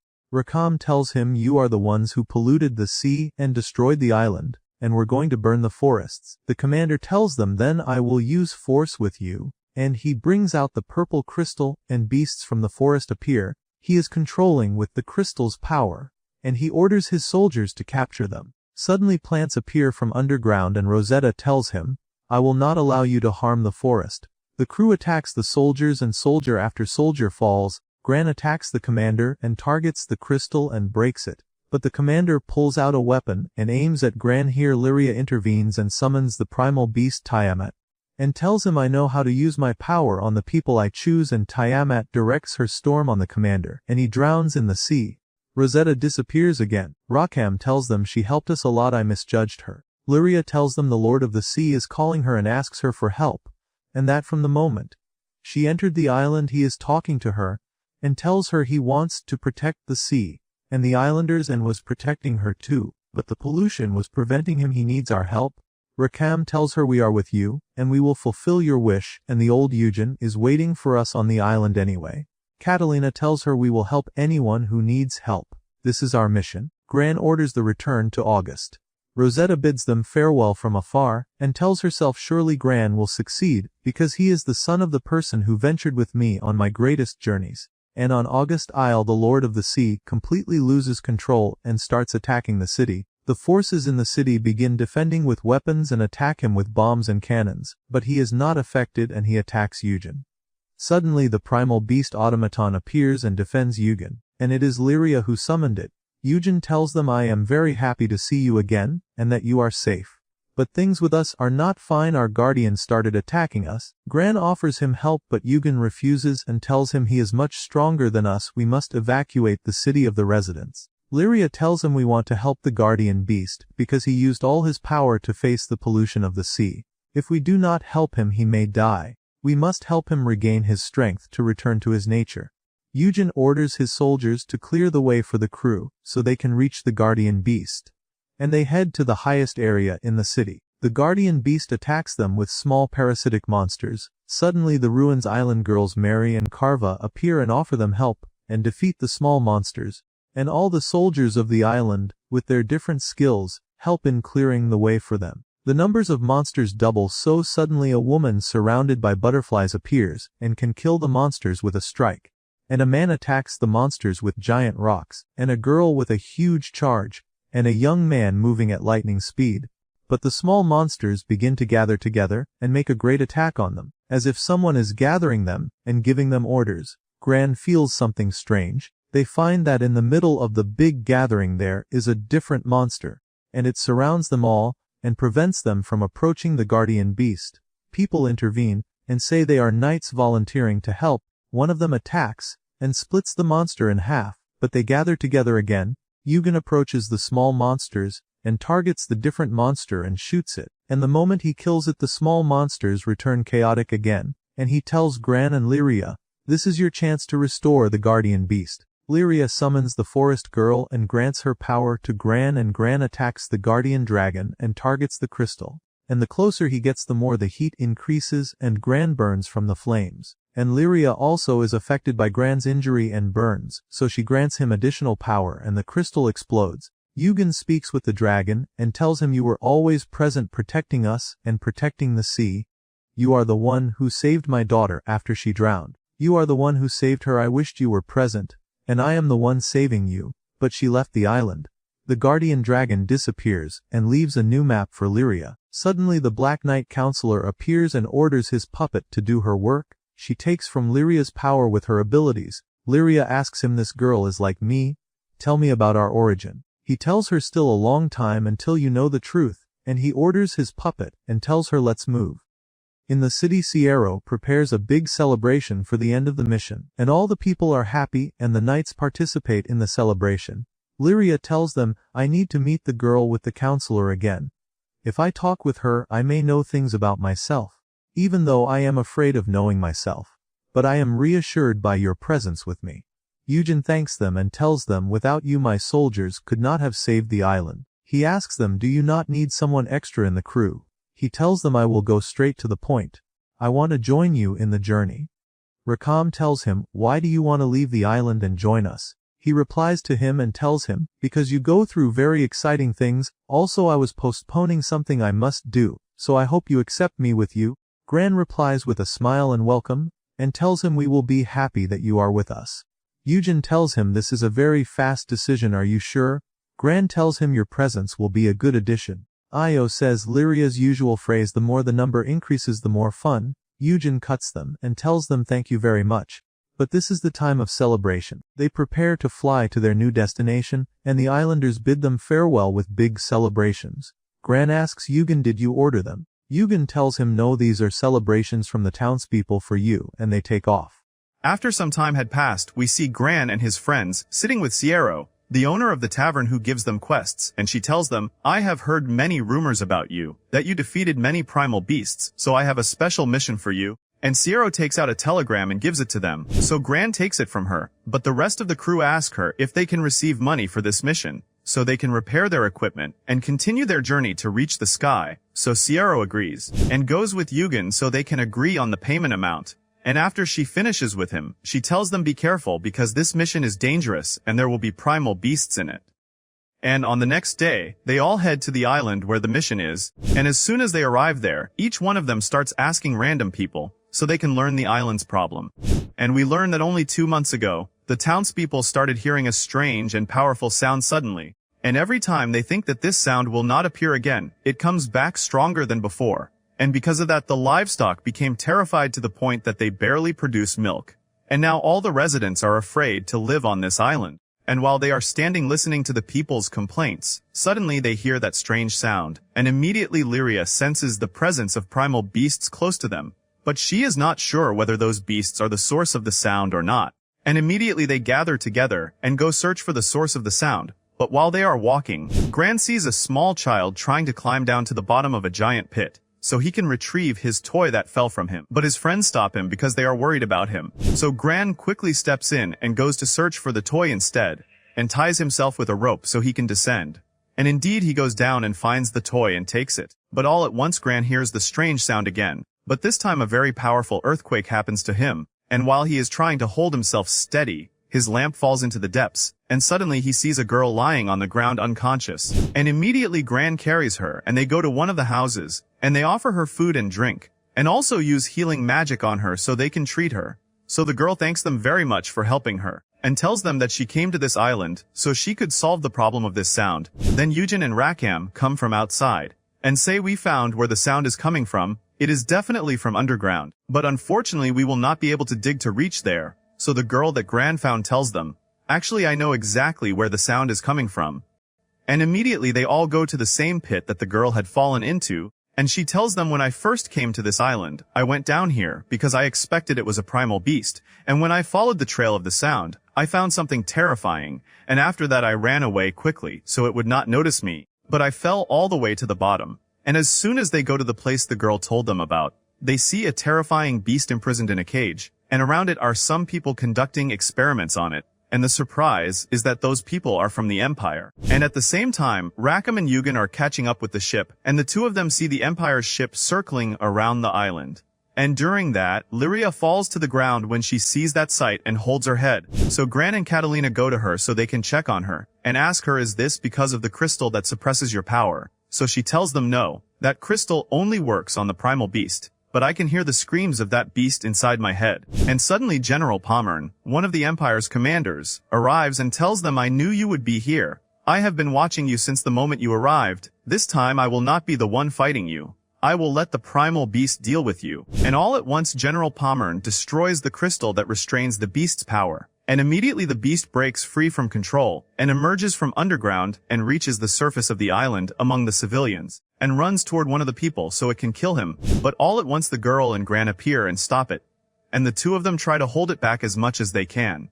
And at the same time, Pommern boards the Empire's ship and escapes with his soldiers, but he orders them to launch magic at the ship of Gran and his friends. But fortunately Rakam manages to avoid their attacks, and immediately they waste no time and go to catch up with the girl and Gran against the beast.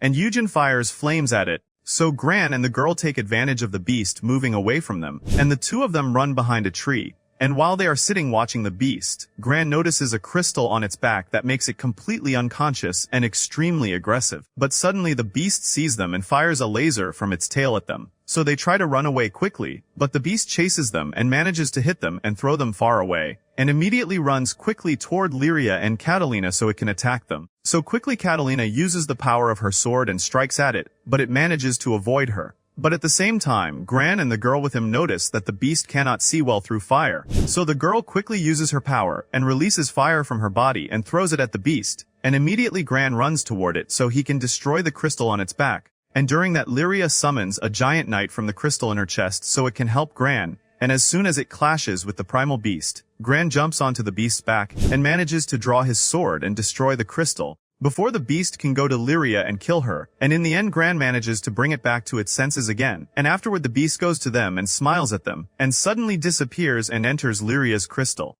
After that, Gran and his friends prepare to leave the island, but first they stop to say goodbye to its people before they leave, and they greet the girl and thank her for helping them, and afterward they set off on their journey toward the next island. And at night, Gran goes to sit with Lyria, and finds her sitting and writing in her diary about what happened today. So Lyria tells him, "Do you remember the girl who was with the Black Knight? The Empire's advisor, I cannot stop thinking about her, because she looks very much like me and has the same power as me. I am sure she knows many things about the power I possess." So Gran promises her that when they see her again, he will go talk to her and find out who Lyria is. And on the next day, a delegation from the Empire comes to the group, and tells them that the Empire is willing to hold peace negotiations with you, and the person responsible for these negotiations is Lieutenant General Furious, and the location will be Albion Island. But the whole group does not believe the delegation's words, because they are surprised that the Empire would pardon them so easily. After a while they arrive at Albion Island so they can negotiate with Lieutenant General Furious, but they are very worried, and not convinced that the Empire could let them go that easily, but they hope that this agreement is real, and that they can go explore the skies without being afraid of the Empire after that. Immediately they land at the island's harbor, and all of them are amazed by the beauty of this island, but suddenly Lyria feels that there is something strange there, but she does not pay attention to that matter. Then a delegation from the island comes so they can take them to the castle where the negotiations will take place. And while they are walking, they see the Albion Military Academy, so that delegation tells them about how wonderful this academy is in training new knights, and about the things they study there. And that delegation goes to Catalina and warmly welcomes her, and tells her, "It is an honor for me to meet a great knight like you. I heard about the fierce battle that happened between you and Vera for leadership." The members of the group become surprised and ask her about what that delegation is talking about, and they are quickly shocked when they learn from her that she used to study at this academy, and they ask her angrily about why she never mentioned this matter before, but Catalina does not answer them. After a while they all arrive at the castle, and there they meet Vera at the gate, and she is the girl whom Catalina fought before over authority, and now she is the commander of Albion Castle. After that they go upstairs and meet Lieutenant General Furious there, and he signs the agreement document for them stating that the Empire will not target them anymore, but they become even more surprised when they find that there are no conditions at all in the agreement. And the strange thing is that it is impossible for the Empire to leave them so easily, especially since they want Lyria for secret experiments they are conducting. So Gran asks him to explain the real reason behind these negotiations. He tells them, "Actually our research has reached a dead end, and now there is no reason for us to spend very large amounts on useless research." And afterward the general bids them farewell and leaves. After he leaves, the members of the group talk among themselves, so they can decide what they will do, and Io also examines the agreement and finds that it is official, but they are still convinced that something might happen. So Vera stands up from her place, and tells them, "Do not concern yourselves with the Empire's intentions. At least a pardon decision has been issued for you, so you should relax a little, especially since you came from a long journey. Besides that we are holding a party tonight to celebrate your pardon." At night, the crew members prepare for the party, and Vera stands before the audience and delivers a speech to them, and after she finishes, Io and Lyria go to her so they can talk with her, and ask her about her friendship with Catalina, and she tells them that Catalina was the best student in the entire academy, and nobody was able to defeat her in a single battle, and suddenly Vira's assistant comes from behind her, and informs her that there are people who want to speak with her privately. At the same time Rakam goes to sit on the balcony for a while, and there he meets Yugen, who is sitting and looking at the Empire's ship, which is in the harbor, and the two of them are surprised that Lieutenant General Furious has returned to the island again, even though he left when the negotiations ended. After that Gran goes to sit by himself for a while with Vern his bird, and while they are sitting and talking together, Gran notices a giant image of a strange figure, so Lyria goes to them so she can see where they are. But as soon as she sees that image, she immediately recognizes that the figure in it is a primal beast, and tells them, "I have been sensing it the whole time, ever since I arrived on the island." Then Vera comes from afar, and tells them that this is not an ordinary primal beast. This is the guardian of Albion Island and its knights. Its power alone can make the knight who uses it the strongest person in the world. And the only person who is supposed to be able to control it is the ruler of Albion Island, which is me now. But the only condition for that beast to become part of you is that you will never be able to leave this island completely. You are supposed to spend your entire life only protecting this island. After the death of the previous commander 6 years ago, I was chosen as his successor through a decisive battle with Catalina. After a while Catalina joins them, and takes them so they can go sleep because they have a trip in the morning and need to rest. But Vera calls out to Catalina before she leaves, and whispers something secret into her ear while crying, and as soon as Catalina hears it she becomes very shocked.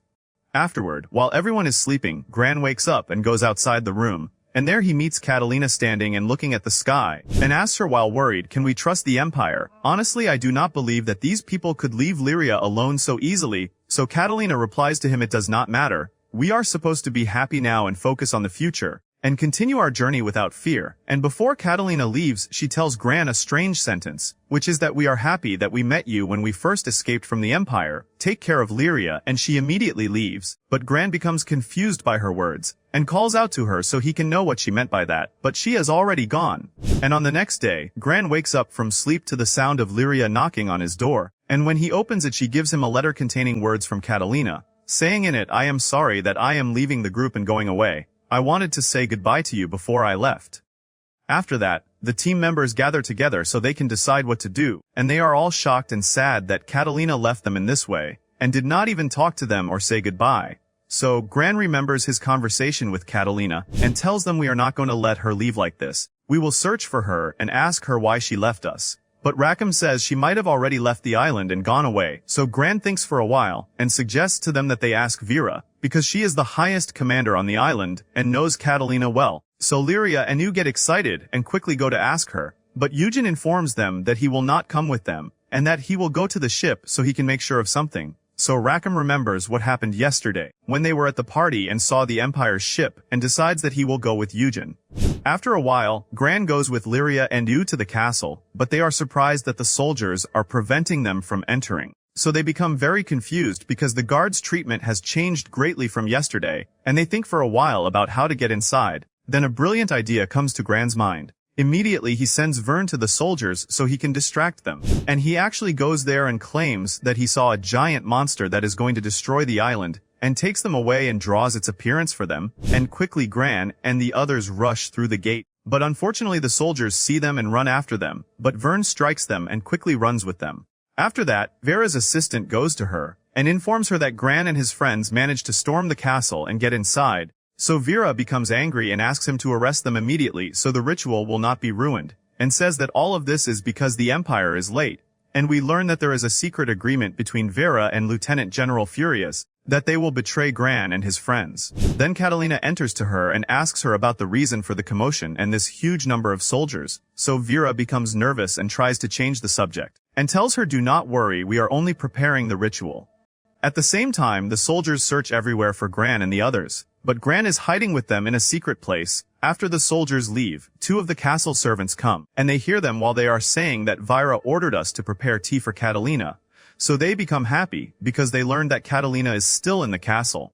After a while, Vera's assistant stands with the soldiers, and orders them that they must arrest the entire crew quickly, before they see Catalina, and after the soldiers leave, Gran comes from behind him and draws his sword and places it on him, and threatens him that if he does not talk quickly he will finish him off. So the assistant says the Empire wants to use the Island Guardian as a weapon, and that is the condition for you to be free, and Catalina is preparing herself to sacrifice herself for Albion. She sacrificed herself for your sake. Suddenly the soldiers come from afar, and immediately the assistant slips away from them and runs quickly, and orders the soldiers to arrest them, but O stands in her place, and asks Lyria and Gran to quickly go search for Catalina, and she will delay the soldiers during that time, and immediately Lyria and Gran run and head upstairs, and while they are walking, they bump into Catalina by coincidence. On the other side, one of the soldiers goes to Lieutenant General Furious, and informs him that Vera requested that they speed up the operation a little, and the surprise is that this operation is opening fire on Gran and his friends so they can get rid of them. But Furious becomes angry at that soldier, and tells him, "As soon as we are ready I will give you the order immediately." At the same time, Gran and Lyria stand before Catalina, and ask her about the reason she is leaving and abandoning them in this way, and how she is sacrificing herself for them. So Catalina stays silent for a while, and tells them, "I did not do this only for your sake, I did it for Vira as well." And we return to the past 15 years earlier. At that time Catalina joined the military academy, so she could become a great knight and protect the innocent and the weak. But after a short time, something happened that Catalina had never expected at all, which was the death of the Supreme Commander of Albion Island.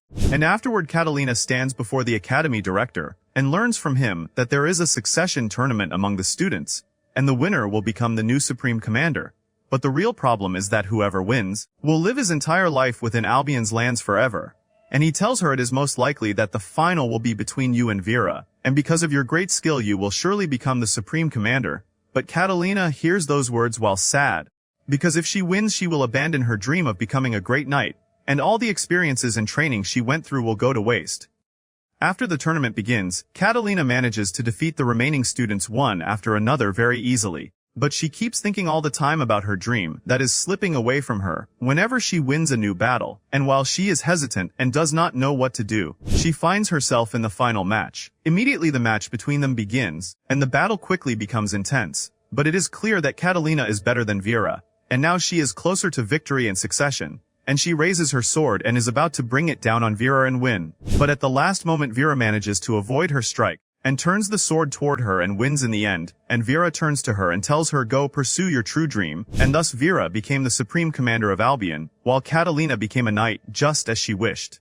And we return to the present again, and Catalina tells them and now the bond between Vera and the Island Guardian has been broken, and no matter how many times Vera summons her, the Island Guardian always refuses, and because of that Vera's spirit has become broken. And all of this is because of me, because I placed a burden on her that she cannot bear. I cannot live freely while Vera is suffering here because of me. I will help her and take the succession in her place. Lyria looks at her while extremely sad, and Gran tries to get closer to Catalina so he can convince her to abandon that decision. But suddenly Vera arrives with the soldiers and surrounds them. Then she tells them, Catalina, now, you can continue your journey without fear. This is the best solution for you. So Gran shouts at her and says, what about Lyria? But Catalina smiles and still does not change her mind. So Lyria continues crying bitterly, and afterward Vera goes to Catalina and takes her away. After a while, the soldiers force Gran and the others out of the castle, and they are very sad about Catalina. But suddenly Rosetta appears before them, and tells them the best thing you can do is continue your journey. You should not stay here and put your lives in danger, because if anything happens to you, Catalina's sacrifice will be for nothing.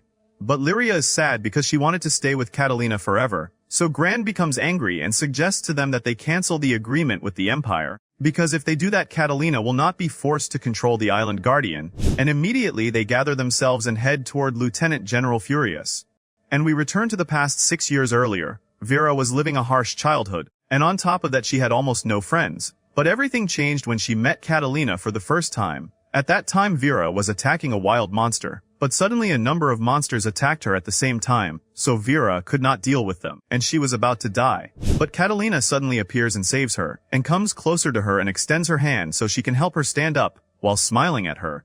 After that Vera tried to get closer to her, and she used to make sandwiches for her and give them to her, and they would sit and eat them together, so Catalina thanked her very much. And from here they became close friends, and they started going everywhere together. To the point that they used to do almost everything together. But all of that changed when Albion's Supreme Commander died. At that time Vera was preparing food for her, and when she went to give it to her, she overheard her conversation with the Academy Director while she was arguing with him, because she did not want to inherit the succession and wanted to become a great knight. Because of that, when they met in the final match, Vera was fighting with all her strength in order to defeat Catalina, so she could take the succession, and let her become a great knight, until she actually defeated her in the end.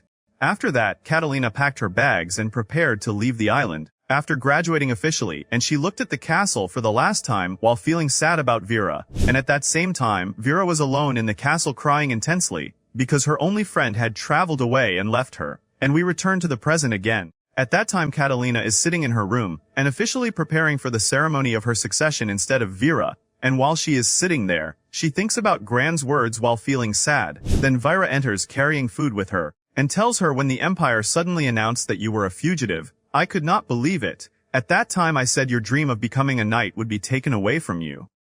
On the other side, Gran and the others go to Lieutenant General Furious while angry, and tell him we will not let Catalina sacrifice herself for us, and Gran takes out the agreement and tears it apart in front of him, and takes Lyria, and they quickly run away, and board the ship and head toward Catalina at the castle. Immediately Lyria and Gran arrive at the ritual site, and enter upon Catalina and Vera at the right time, but as soon as they approach them, Gran crashes into an invisible barrier, and gets up from the ground and tells her we cancelled the contract we made with the Empire. You do not have to sacrifice yourself for us. He approaches the barrier, and tries to break it with all his strength, but Vera laughs at him and tells him the ritual has already started, and nobody can stop it anymore. But Catalina is hesitant and sad, so Lyria approaches the barrier as well so she can help Gran, but she feels a strange power coming from Vera.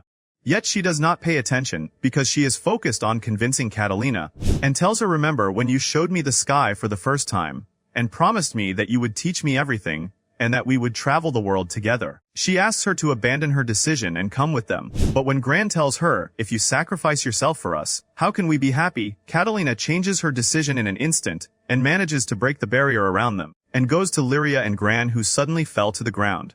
Here Vera is extremely shocked and cannot believe herself, as she watches Catalina extending her hand to Lyria so she can take her and leave, and suddenly the Empire strikes the castle with a weapon. But fortunately it does not hit any of them, and when Catalina looks at Vera, she is shocked that she can use the Island Guardian's power. So Lyria says the Guardian's power was with Vera the whole time. The barrier that stopped us was from her power, as well. Then Vera says after you left the island, I was literally crying every day. I sacrificed myself so you could achieve your dream, and become a great knight. And when I heard that you were a fugitive I became very sad. I wanted to search for you by any means, but unfortunately I cannot leave the island. If you had not appeared in her life none of this would have happened. Suddenly Furious orders the soldiers to fire at the castle again, so Vera rises from the ground, and sees Catalina moving closer to Lyria so she can check on her, while leaving her lying on the ground, and suddenly Vera becomes extremely angry, and releases the Guardian's power within her, and goes to the ship, carrying Lieutenant General Furious and completely destroys it, then goes to Catalina and tells her give me a little time and I will kill all of your friends so we can be alone. Immediately, support ships from the Empire arrive at the island, and as soon as they see Vera they bring out the cannons and quickly fire at her. But Vera manages to block the attacks coming toward her, and moves closer to the ships and uses an overwhelming laser-like power, and she manages to destroy all the ships in a single second. And on the other side, Lyria and Gran are shocked by the power of this island guardian. Immediately Vera runs at full speed toward them, and strikes Gran and throws him away. So Lyria becomes frightened for him and runs toward him so she can check on him. But Vera comes from behind her and is about to strike and kill her. But at the last moment Catalina saves her, and asks her to stop the madness she is doing. But by now Vera has lost control of herself. Suddenly Yugen fires flames at her, but Vera manages to use a shield and block the attack. And before she starts attacking them, Rackham arrives and throws a gas round at her so she cannot see. So Gran takes advantage of what happened, and goes toward Catalina and grabs her hand and escapes with her. And they board the ship and fly away at great speed. They finally manage to escape from the island. But Catalina is sad that she left Vera in that way, and says I am the one who forced Vera to carry everything. I am supposed to bear the mistakes of the past, so Rackham laughs at her, and turns the ship around so they can return to the island again. And they tell her we will do anything for you. We will go back and save Vera from what she is going through. But suddenly Vera does not wait for them to return to the island again, and she is standing before them ready to destroy the ship. But Rackham miraculously manages to avoid the attack, and quickly heads toward the village, and at the same time, Io and Lyria find a way to summon a beast that can defeat Vera, and ask the others to delay Vera as much as they can, until they complete the summoning ritual. Indeed, Catalina and Gran jump from the ship onto the castle, and try to escape from Vera's continuous attacks against them, and as soon as she charges toward them, Catalina manages to block the strike, and here Gran takes advantage of the situation and runs toward Vera so he can hit her, but she is much faster than him, and manages to attack him first while extremely enraged. She kicks him and throws him toward the edge of a fall, so Catalina runs toward him so she can save him. But Vera produces ropes and binds her, and approaches Gran and draws her sword and prepares to finish him off. But quickly Eugen fires a bullet at the restraints and manages to free Catalina, and immediately she runs toward Vera so she can move her away from Gran, but Vera easily manages to strike her and throw her away. But Gran manages to stand up again, yet Vera drives her sword into him, and grabs him by the neck and flies with him, and points her sword at his face and prepares to finish him off, but Gran manages to use the power of his sword and strike her with it. However, he falls from the air, and is about to crash into the ground. So Catalina quickly goes to him and manages to catch him, and they clash with Vera. Suddenly Lyria and I manage to complete the beast summoning ritual, and all at once a giant water dragon appears and blasts her with water with tremendous force. But Vera also fires her laser toward it, and unleashes all her power. But all of that is not enough, and the dragon creates sharp ice spheres and throws them at her, and manages to eliminate the guardian's power within her. Vera rises from the ground and grips her sword, and enters a battle with Catalina for the second time, and tells her, I sacrificed myself so you could become a great knight, but despite that your friends deceived you and led you astray, and now that sacrifice of mine has been wasted, and she keeps striking at her with her sword while enraged, but Catalina manages to block all of it. Then Vira tells her I can never accept you like this. The memories I made with you were the only thing keeping me going, and Vira asks her to stay with her forever, and promises that she will do everything for her. But Catalina refuses and apologizes to her, and here Vira is shocked and holds her head, and cannot believe that she has been betrayed like this, and looks at Gran angrily, and runs toward him with her sword so she can strike him. But suddenly Catalina quickly comes and takes the blow in his place, so Vera is shocked and looks at the sword embedded in her, and asks her why did you do that, so Catalina apologizes to her for leaving her, and not even coming to visit her once. So Vera cries intensely and hugs her tightly. After that Yu comes and heals Catalina's wound, and suddenly the island guardian appears, and goes to Lyria and gives her part of its power, and approaches Vera and greets her and suddenly disappears. So Lyria tells Vera while smiling, you are free now, you can go anywhere you want.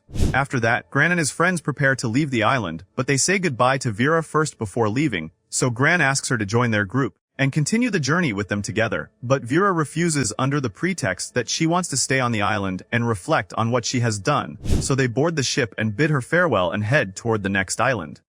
Immediately afterward, General Pomeran appears on the Empire's ship and orders his soldiers to fire the cannons at them, so Gran quickly points toward a nearby island and asks Rackham to head there as fast as possible, and as soon as Rackham gets close to the island, General Pomeran is shocked and becomes very afraid and orders his soldiers not to chase them, because the island that Gran and the others went to is extremely terrifying, and indeed when Rackham gets a little closer to the island, a strange fog appears and suddenly pulls them in. After a while, they land on the island, but unfortunately the ship has been affected by the Empire's attack, and by the fog that suddenly appeared. So Rackham and Yugen decide along with Catalina that they will stay on the ship until they repair it, while Gran, Lyria and I will go search for food and information from the people living there. But the problem is that Lyria is very afraid, and feels that there is something unnatural on the island, but she cannot determine exactly what it is, so Yugen tells them that the rumors say if your ship lands on this island, you will never be able to leave it again. Besides the existence of ghosts everywhere. Because of that, Lyria is very scared while moving around, and Gran and Iu are forced to try calming her down. After a while, they arrive at a small village. But at the same time it is very frightening, and at that moment they see two residents standing there. So Lyria runs toward them so she can ask them about food and information, but as soon as she sees their appearance she becomes terrified and screams at the top of her lungs. After a while, they enter the house of those two people. And the two of them apologize for frightening them, and the surprise is that those two are zombies, and everyone living in this village is also a zombie. So Gran asks them about the reason they suddenly became zombies. The owner of the house tells them, 100 years ago, there was a plague spreading through the town, and unfortunately it caused many people to die, and suddenly the island became surrounded by fog, and the ghost ship suddenly appeared. From that moment all the people turned into zombies, and nobody can die on this island. By the way, visitors rarely come here. But recently two people arrived all at once, and now you as well. Come, let us introduce you to them.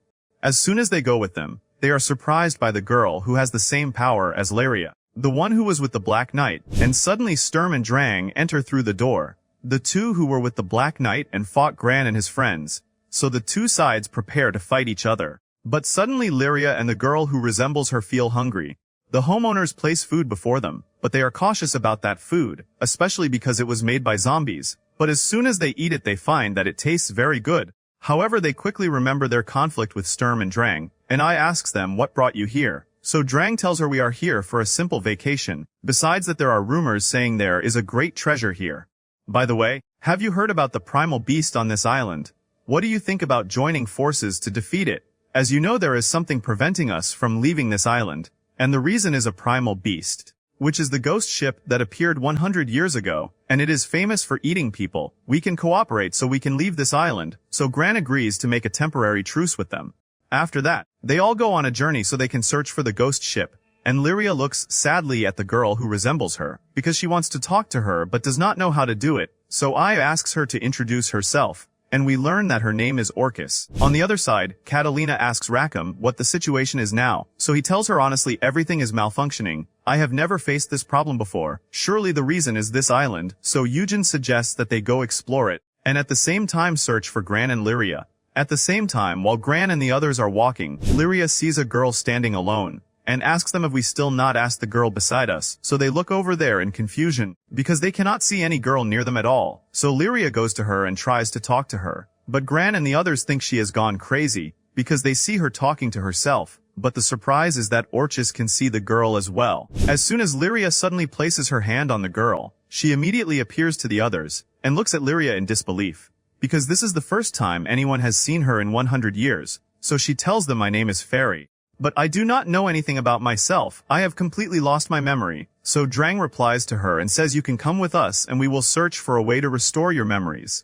Fairy agrees and goes with them, and tells them her story while they are walking, that 100 years ago, Fairy suddenly woke up inside a dense fog, and had forgotten most of her memories, and afterward Fairy tried to search all around the island so she could learn who she was, but she discovers that nobody is able to see her. Then Fairy takes them, and they go to a strange place filled with books, and tells them, I kept reading these books so I could learn who I am, and it seems that the person who wrote these books was someone who treated illnesses, and was researching the secret of immortality, and Fairy points them toward a picture of the ghost ship hanging on the wall. She tells them it seems that the person who came to this island was trying to summon the primal beast ghost ship, so he could seize its power, and the first step was performing the ritual, and in order to do that he first had to offer a sacrifice. So he returned to the village again, and chose a father and his daughter from among the villagers, and convinced them that they could stop the spread of the plague, and that was the end of the book. I do not know what happened afterward. Even though I searched throughout the entire village, I could not find the doctor, nor the father, nor the daughter, and it seems that the only one who knows the whole story is the ghost ship. But apparently it cannot see me either, so I could not do anything, and suddenly Lyria and Orchis sense the presence of a primal beast, and as soon as they go outside the place, they find the ghost ship flying above the island, and all at once it opens its mouth, and comes to devour Fairy. Gran quickly runs toward her and saves her at the last moment, but unfortunately the ship goes toward Orchis, Lyria, and Io and swallows them. After that, Lyria wakes up from sleep while in a strange place, and sees Io in front of her looking worried about her, so she asks her where they are. And I tells her we are probably inside the monster's stomach, so Lyria is shocked and screams loudly. On the other side, Fairy blames herself, because the ghost ship was gonna take her, but when Gran saved her it swallowed Lyria and the others instead. But Gran tells her I am sure they are fine, she and I share the same life, and if something happens to her I will know. Then Sturm tells them unfortunately the ghost ship feeds on the villagers regularly, we are supposed to save them as quickly as possible. So Gran quickly asks Eugen to bring the ship right away, so they can search for them. At the same time, Lyria and Io are surprised that this is the monster's stomach, because the place is full of flowers as if they are inside a giant garden. And while they are thinking about how they will get out of here, they notice a strange door located in the middle of the place, so they approach it while confused and afraid, but Io soon decides to open the door. As soon as she opens it, they find themselves in a place resembling a desert, but it is filled with rocks and mountains, and while they are walking, they find another door, and when they go to it and open it, they find volcanic lava behind it, door after another, and many different places. The three of them feel that they are lost and wandering, because they do not know where they are going, or where they came from, and they do not even know when the end of these doors will arrive. But while they are walking, they come across two doors standing beside each other, so the three of them become confused, and decide that they will play a game so they can see which door they will enter. And the surprise is that Lyria and Orchis choose the same door, and as soon as Ao opens the door, they find themselves in the ocean with water surrounding them. After a while, the three of them are in a strange forest, and while they are walking, Lyria tries to start a conversation with Orchis, but she continues on her way and does not pay attention to her, so Ai goes to Lyria, and gives her fruit for both her and Orchis, and asks her to give it to her personally, so Lyria takes it and thanks her, and goes to Orchis and gives it to her. After a while, heavy rain starts falling on them, so Lyria takes tree leaves and makes an umbrella so she and Orchis can shelter under it, and Orchis becomes surprised and asks her, why are you doing this for me? So she replies while smiling, because I want to be your friend. But suddenly Ao feels something strange and falls to the ground, so Lyria goes to her so she can check on her, but all at once Ao asks her, who are you? So Lyria looks at her in shock, and does not understand what happened to her, but after a short while, Ao returns to her normal state again, and holds her head from the pain. So Orchis says surely the ghost ship is the reason behind all of this. On the other side, Fairy is searching for the ritual book so they can summon the ghost ship, and after a lot of searching, she finally finds the book lying on the ground. So she quickly goes out to Gran and the others so she can inform them, and starts telling them how to perform the ritual. and asks Gran to help her carry it out. Meanwhile, Lyria and the others are walking through a strange place and stop in front of a terrifying door, because Lyria and Orcus sense that a primal beast was behind it. So E opens the door while nervous, and the surprise is that they find themselves in the place filled with books, and suddenly they hear the monster's voice speaking.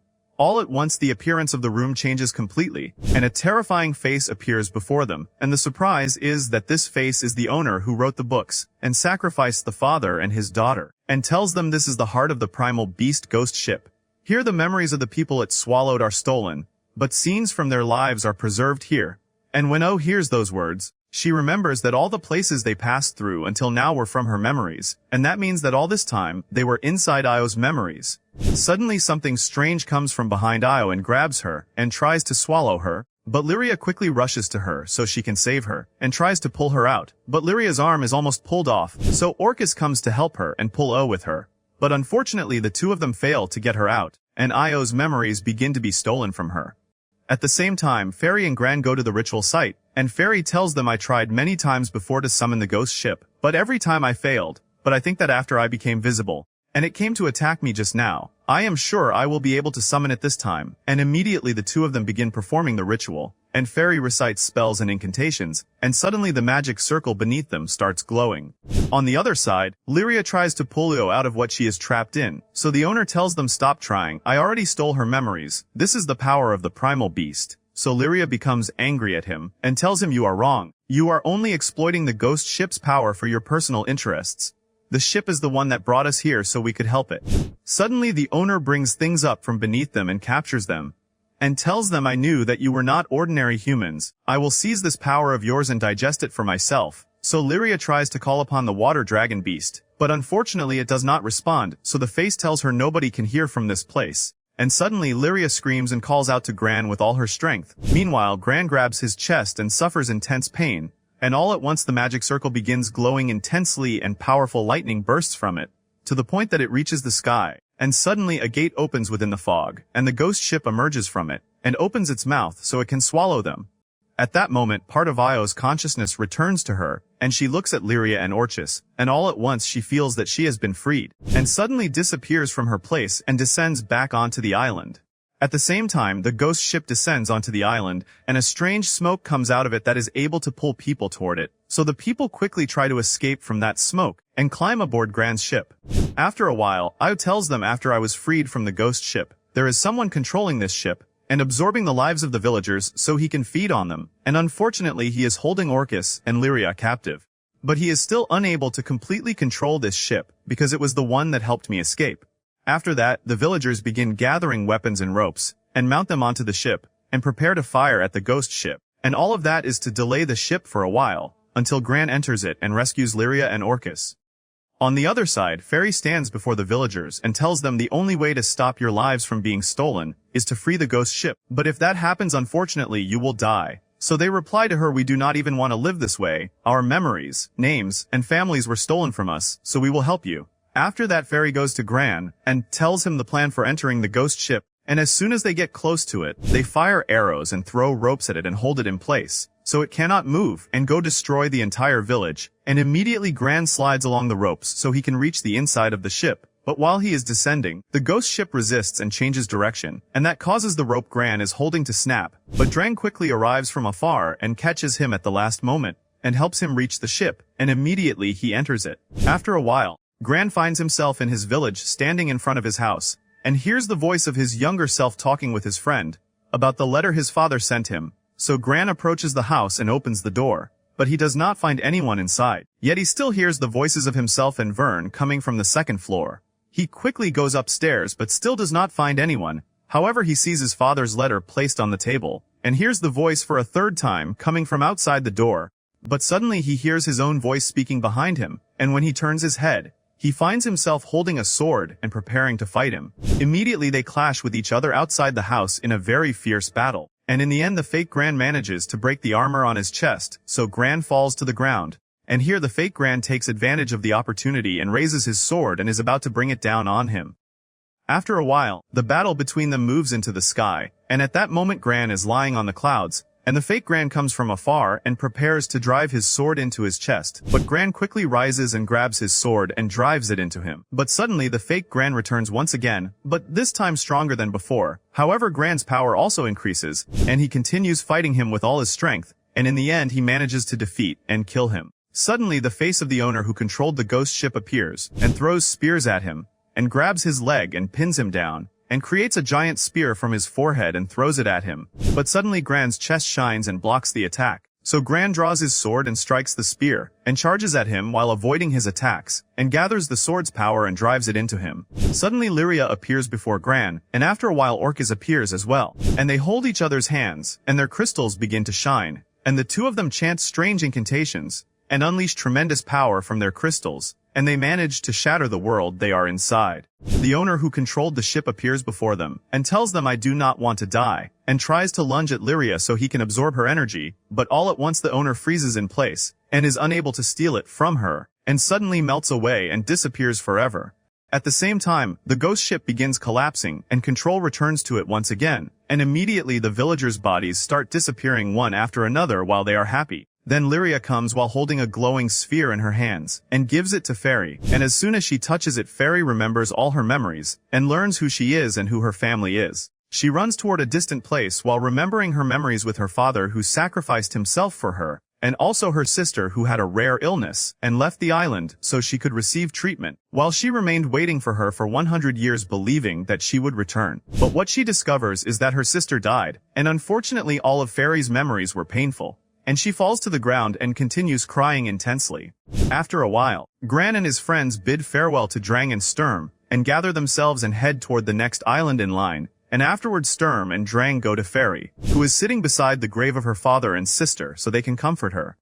After that, Rakam is sleeping alone, but he dreams of an old dream from his past, where he is a child walking around searching for Yugen and crying, and while he is searching, he finds a boy sitting on a fence. So he wipes away his tears and approaches him, and keeps talking with him for a while about his simple dreams, to the point that he promises him he will make those dreams come true. And suddenly Rakam wakes up from sleep startled. While they are heading toward a new island, Gran feels that Rakam is not acting normal like usual, so he asks him about it, and Rakam tells him I just had a bad dream. But in truth the island they are heading toward was the stronghold of Rakam's childhood. After a while, they arrive at the island, which is famous for the flying ships that are repaired and built there. And as soon as they get off, they meet the foreman there. But when he sees Rakam he cannot believe his eyes, and warmly welcomes him and hugs him. So the crew asks him to repair their ship, and asks him about the number of repair days and the cost, so he tells them that it will take several days, and gives them a paper with the required amount written on it. But when they read it, they are shocked by how enormous the number is, so Eugen tries to negotiate with him so he can lower the price a little, especially since Rakam will help them with the repairs, and indeed the foreman agrees and reduces the cost. But it is still a huge amount for them. And while they are confused and do not know where they will get the money from, Sierra, the owner of the tavern, suddenly appears and welcomes them, and tells them I have a special mission for you, from which you can earn all the money you want, and starts explaining the mission to them, so they all become happy together, because they will be able to earn money. Then Sierra tells them by the way, have you heard of the Keeper of Promises? Here on this island there is a primal beast that forces anyone who makes a promise to fulfill it. Even in the case of verbal promises, nobody can back out even a single time. At night, Eugen sits with Sierra in a cafe, and gives her the gemstone she requested, and manages to complete the mission she told him about and receive its reward money. On the other side, Gran and his friends are sitting in a restaurant so they can eat, but they are surprised by Eugen's absence all this time, because the mission Sierra requested from him should not take all that time, and suddenly the restaurant waiter comes and gives them their food, and also tells them that the meal is on his personal account, so they all become happy and thank him. On the next day, Rakam is standing with the foreman talking about their ship that he is repairing, and after he finishes, Rakam goes for a walk through the island streets, and passes by the street where he met the boy from his dream, and as soon as he sees the fence, he remembers the old days, and also goes to buy the candy he used to eat when he was little, but at the same time he is very sad. On the other side, Gran and Lyria are in the marketplace, and Gran decides to buy a gift for Rakam so they can cheer him up, especially since he has been sad for a while. Meanwhile, a strange person comes and approaches Rakam's ship, and as soon as he looks at it he remembers the past, and the surprise is that this person is the boy from Rakam's dream, and we learn that his name is Noah. After a while, Rakam goes to the ship and meets Noah there, but he does not remember him at all, and is surprised by the way he talks, as if he knows him very well and knows the ship as well. And Noah gives him a paper model he made in the shape of his ship. And at the same time, Gran and Lyria arrive and call out to Rakam. But as soon as Lyria sees Noah, she feels a strange sensation toward him. But suddenly General Pommern appears with his soldiers, and raises the purple crystal in front of them. But the surprise is that this crystal was not made for Lyria, instead it was made specifically for Noah, and immediately Noah grabs his neck, because of the collar he is wearing. And when Rakam goes to check on him, Noah asks him to leave immediately so that nothing happens to him. Suddenly a tremendous power emerges from Noah, and unfortunately he destroys Rakam's ship after breaking free from control. So Rakam looks at him and at the ship, and his memories begin returning to him once again. On the other side, the soldiers strike Gran until he loses consciousness, and capture both Lyria and Gran, and at the same time Pommern stops the energy of the purple crystal. So Noah returns to his normal state again, and is immediately taken away by the soldiers. And we return to the past again where Rakam remembers his promise with Noah by the fence. And Rakam tells him that he came to this island so he could learn about airships, because he wants to become a pilot someday, and tells him not only that, I wanted to repair my ship and try to fly with it, but unfortunately everyone keeps telling me it is impossible to repair. So Noah looks at him while smiling and encourages him, and tells him I am sure you can do that, and makes a paper model of his ship for him, and blows on it so it flies through the air. When we return to the present, we find Rakam and the others sitting and thinking about what they will do regarding the problem they are facing. But unfortunately they do not know whether Lyria and Gran are on this island or not. So Sierra enters and tells them it seems that Gran and Lyria have been transferred to the Imperial Garrison, which consists of military facilities that the Empire builds on random islands. Rakam asks her about Noah, so Sierra tells him he is most likely with them, but he will be inside the research laboratory at the garrison, because experiments are being conducted on him. So Rakam stays silent for a while, and thinks about what he should do. But suddenly he notices the paper ship in front of him destroyed, and looks at it in shock. At that moment, Rosetta suddenly appears before them, and offers to help them rescue Gran and Lyria. So Catalina thanks her very much, because until now they are a weak team, and it would be impossible for them to rescue them alone. On the other side, General Pommern is walking with the soldiers while Gran and Lyria are tied up, and every time Gran asks him a question, Pommern does not answer him, until he becomes very annoyed, so he grabs him by the shirt and demands that he stay quiet. After a while, General Pommern takes them before the ruler of the empire herself, and the ruler asks him to leave them and go away, and tells them centuries ago an army suddenly appeared from nowhere, and with their tremendous power and unusual weapons, they managed to occupy the skies for a long time, and afterward the people of the skies tried to revolt against them, until they finally succeeded once, and managed to free themselves, and after all this time, now it is my turn to rule all the skies. I am the one who will rewrite history again. At the same time, the crew members hide inside a cargo transport wagon, and manage to enter the military garrison successfully, without having to fight the soldiers. After a while, they go to a secret hideout, so they can put together a suitable plan through which they can rescue Gran and Lyria. So Rakam asks them to let him go alone, because he wants to rescue Noah. Even though Gran and Lyria are important to him, he cannot leave Noah to fend for himself. Besides that, he needs Noah's help so the ship can return to its original condition. So the crew members agree, and Rosetta also offers herself to help him. On the other side, Gran and Lyria are standing before the ruler of the empire, and she tells them I have been following you through all the journeys you traveled, and I found that Lyria achieved truly great results. Every island had the power of its primal beast taken from it, and now I will use that power so I can control all the skies. Lyria tells her I do not have all that power you mentioned, and even if I did, I love this world and would never destroy it, and I will not let you control it. So the ruler replies to her, I have several ways to force you to cooperate with me. Such as your friend here, for example. The two of you will be transferred to the capital.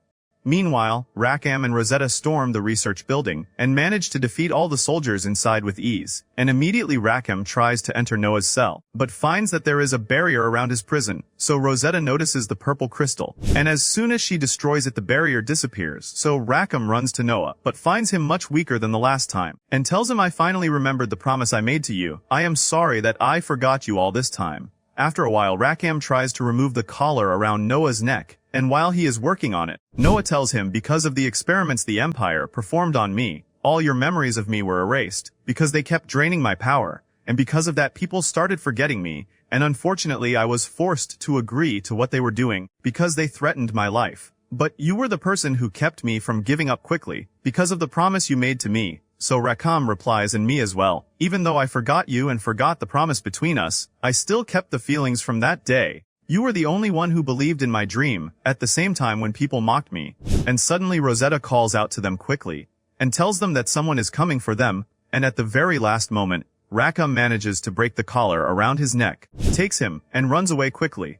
On the other side, Pommern is walking with Gran and Lyria, and brings them to the warships, because they are going to be transported to the Empire. But suddenly Vern appears and lunges at Pommern, and immediately Gran takes advantage of what happened and crashes into the soldiers, so the soldiers rush toward them so they can stop them. But Io steps in and manages to defeat the soldiers with her magic, and then Catalina charges at the soldiers and kills them, and quickly frees Gran and Lyria, and they immediately run away. After that, General Pommern goes to the ruler of the Empire, and apologizes to her that Gran and Lyria were rescued and that he was unable to stop them, and not only them, but Noah also disappeared from the research facility, but the ruler does not seem interested in what he is saying, and goes to board a warship, and orders the soldiers to begin the fourth phase of the operation.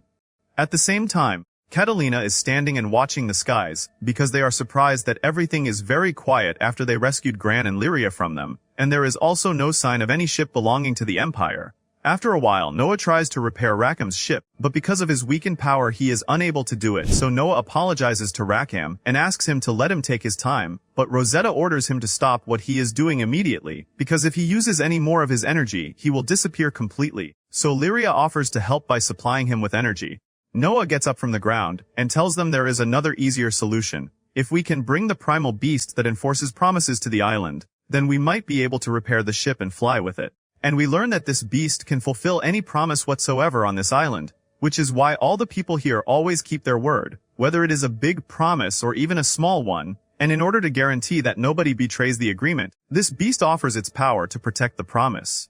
Because of that, Noah asks them to make a promise with him, that they will continue their journey through the skies once this ship is repaired. But suddenly Noah feels something strange, and all at once a purple beam appears reaching all the way into the sky. And when it disappears we see that Noah has transformed into a primal beast after the Empire took control of him. Before he loses consciousness, he asks them to escape immediately, and suddenly Noah releases a gigantic power, so immense that it begins pulling all the airships toward him, and they gather around him to form a giant monster. And during that, the ruler says now this primal beast will exhaust all of its power, and nobody can stop it until it completely disappears, and so that we can keep it in this state of madness, we will supply it with even greater energy. And immediately she orders her soldiers to activate the reactor beneath the ship. All at once the beast begins glowing intensely, and starts casting strange purple lights upon the island, which are able to drain the energy of the people living there, because Noah possesses almost no power at all, so they compensate for his energy using the people. Suddenly it strikes the island with a massive burst of energy, and manages to destroy a large part of it all at once. So Gran shouts loudly to the primal beast responsible for enforcing promises, and asks it to help them, and in return promises that he will save Noah no matter what happens, and that they will board the ship and fly it through the skies once it returns to its original condition. Immediately each one of them starts making a different promise, but unfortunately the primal beast does not respond, so Rosetta says there is no use in what you are doing. The promise must be made between everyone and Noah, and then the beast will acknowledge that promise and grant you enough power. Lyria uses her power and says since the purple crystal's energy is spread throughout the entire island, and since it is trying to absorb everything, the crystal is weak and unstable right now, and if we can make a promise with Noah and the primal beast grants him power, he will be able to resist the crystal very easily. And because of that Rackham boards a small ship together with Gran and Lyria, and they decide to approach the beast so they can make Noah hear their voices. On the other side, the soldiers inform the ruler that Noah's energy has decreased, so she orders them to increase the rate of energy absorption to the maximum. But unfortunately in that case all the villagers will die, and indeed they begin falling to the ground one after another. At the same time, Rackham, Gran, and Lyria try to reach Noah, but suddenly the beast deploys its cannons and fires energy blasts at them. However, Rackham miraculously manages to avoid all the attacks. Meanwhile, Eugen raises his rifle and fires a shot at the beast, and Rosetta immediately catches it with her vines, and manages to create an opening in the beast's body. And as soon as Rackham notices it, he rushes toward it so they can enter through it. Unfortunately, the beast resists fiercely, and tries to close that opening by any means possible, and also releases flying machines to hinder the crew members, but they try to hold them back with all their strength, and in the end Rackham manages to break into the beast's body with his aircraft. As soon as they enter, they see Noah sitting very far away from them, but suddenly they find themselves surrounded by monsters from every direction, so Gran asks Rackham to go to Noah while they hold those monsters back, and indeed Rackham runs toward him with all his strength. but all at once a giant monster appears before him. Gran quickly runs at it and drives his sword into it. So Rackham takes advantage of the monster being distracted, and goes to Noah so he can make the promise with him. But as soon as he climbs the wreckage of the ships to reach him, strange ropes appear and strike Rackham fiercely. So Rackham looks at them and realizes that those ropes are his ship, but it is trying to protect Noah. However, it quickly recognizes Rackham and calms down again. So Rackham goes to Noah, and extends his hand to him while holding the paper ship, and makes the promise with him, then places the ship into his hand. And suddenly the ship begins moving and starts flying through the air, and at the same time the crystal on Lyria's chest starts glowing. Suddenly the primal beast that protects promises appears and repairs Rackham's ship, and it begins flying once again and emerges from the monster's body. So Noah thanks him for what he did for him, and tells him I heard all of your voices, and begins glowing intensely, and says since I am a primal beast who governs shipbuilding, I command all ships to return to their original forms and dock at the harbor. Suddenly the airships return to their original forms and go back to their places, and during that, Gran and Lyria land somewhere on the island and prepare to return to their team again, but suddenly they see the Black Knight and Orcus standing before them, so the Black Knight tells them I am taking Lyria with me.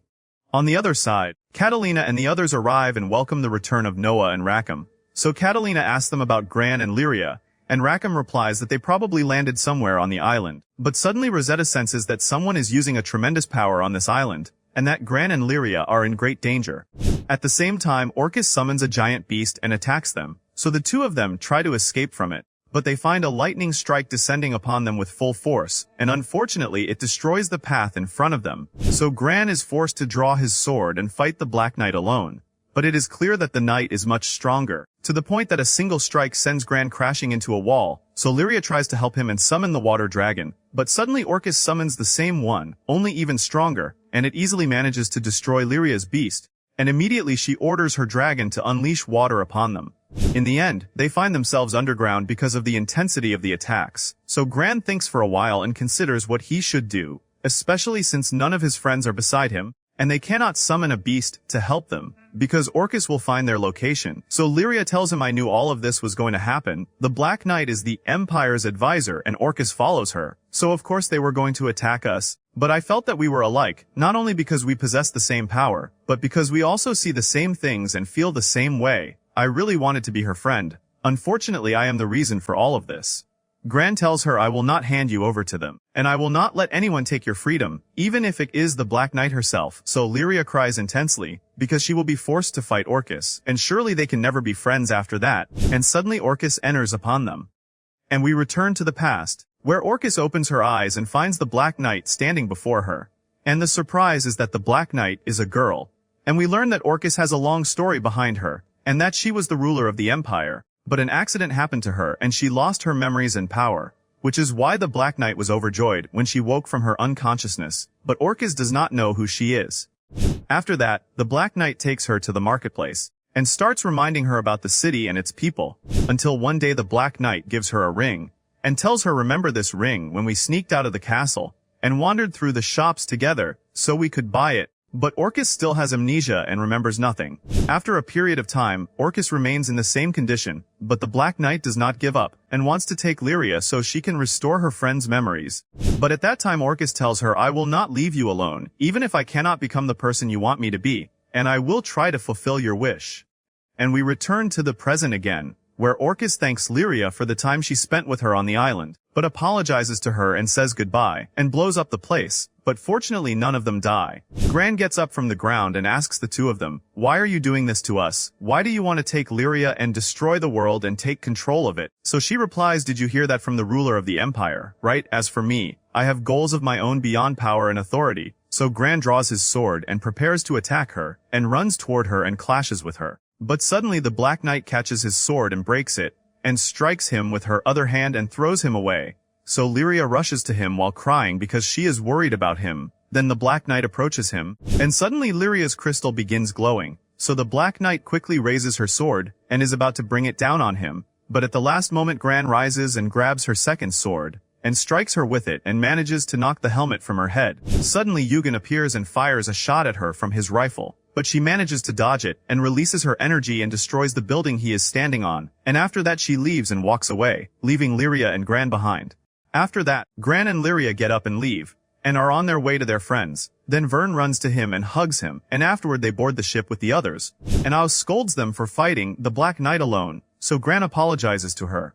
On the other side, the soldiers inform the ruler that the purple crystal has been shut down and everything has returned to normal as before, and that a message has also been received from the Fourth Fleet of the Enforcers, saying that their mission has been completed. So the ruler smiles and says, I believe all of our objectives have been achieved now. At the same time, Gran goes to Eugen and tells him it was obvious that you knew the Black Knight. What is the story between you two? But Eugen refuses to talk, and tries to avoid the subject and quickly walks away. So Gran stands there thinking to himself for a while, but suddenly Lyria and Vern come to him, and ask him to return to the ship quickly because some people want to see him. As soon as he returns, he finds the commander of the Fourth Fleet of the Enforcers standing before him, and she tells him that the Empire's advisor, the Black Knight, has been arrested on charges of treason against the Empire, and that you are required to attend as witnesses on the neighboring island so you can witness the trial ceremony. So Gran agrees and heads with his team toward that island.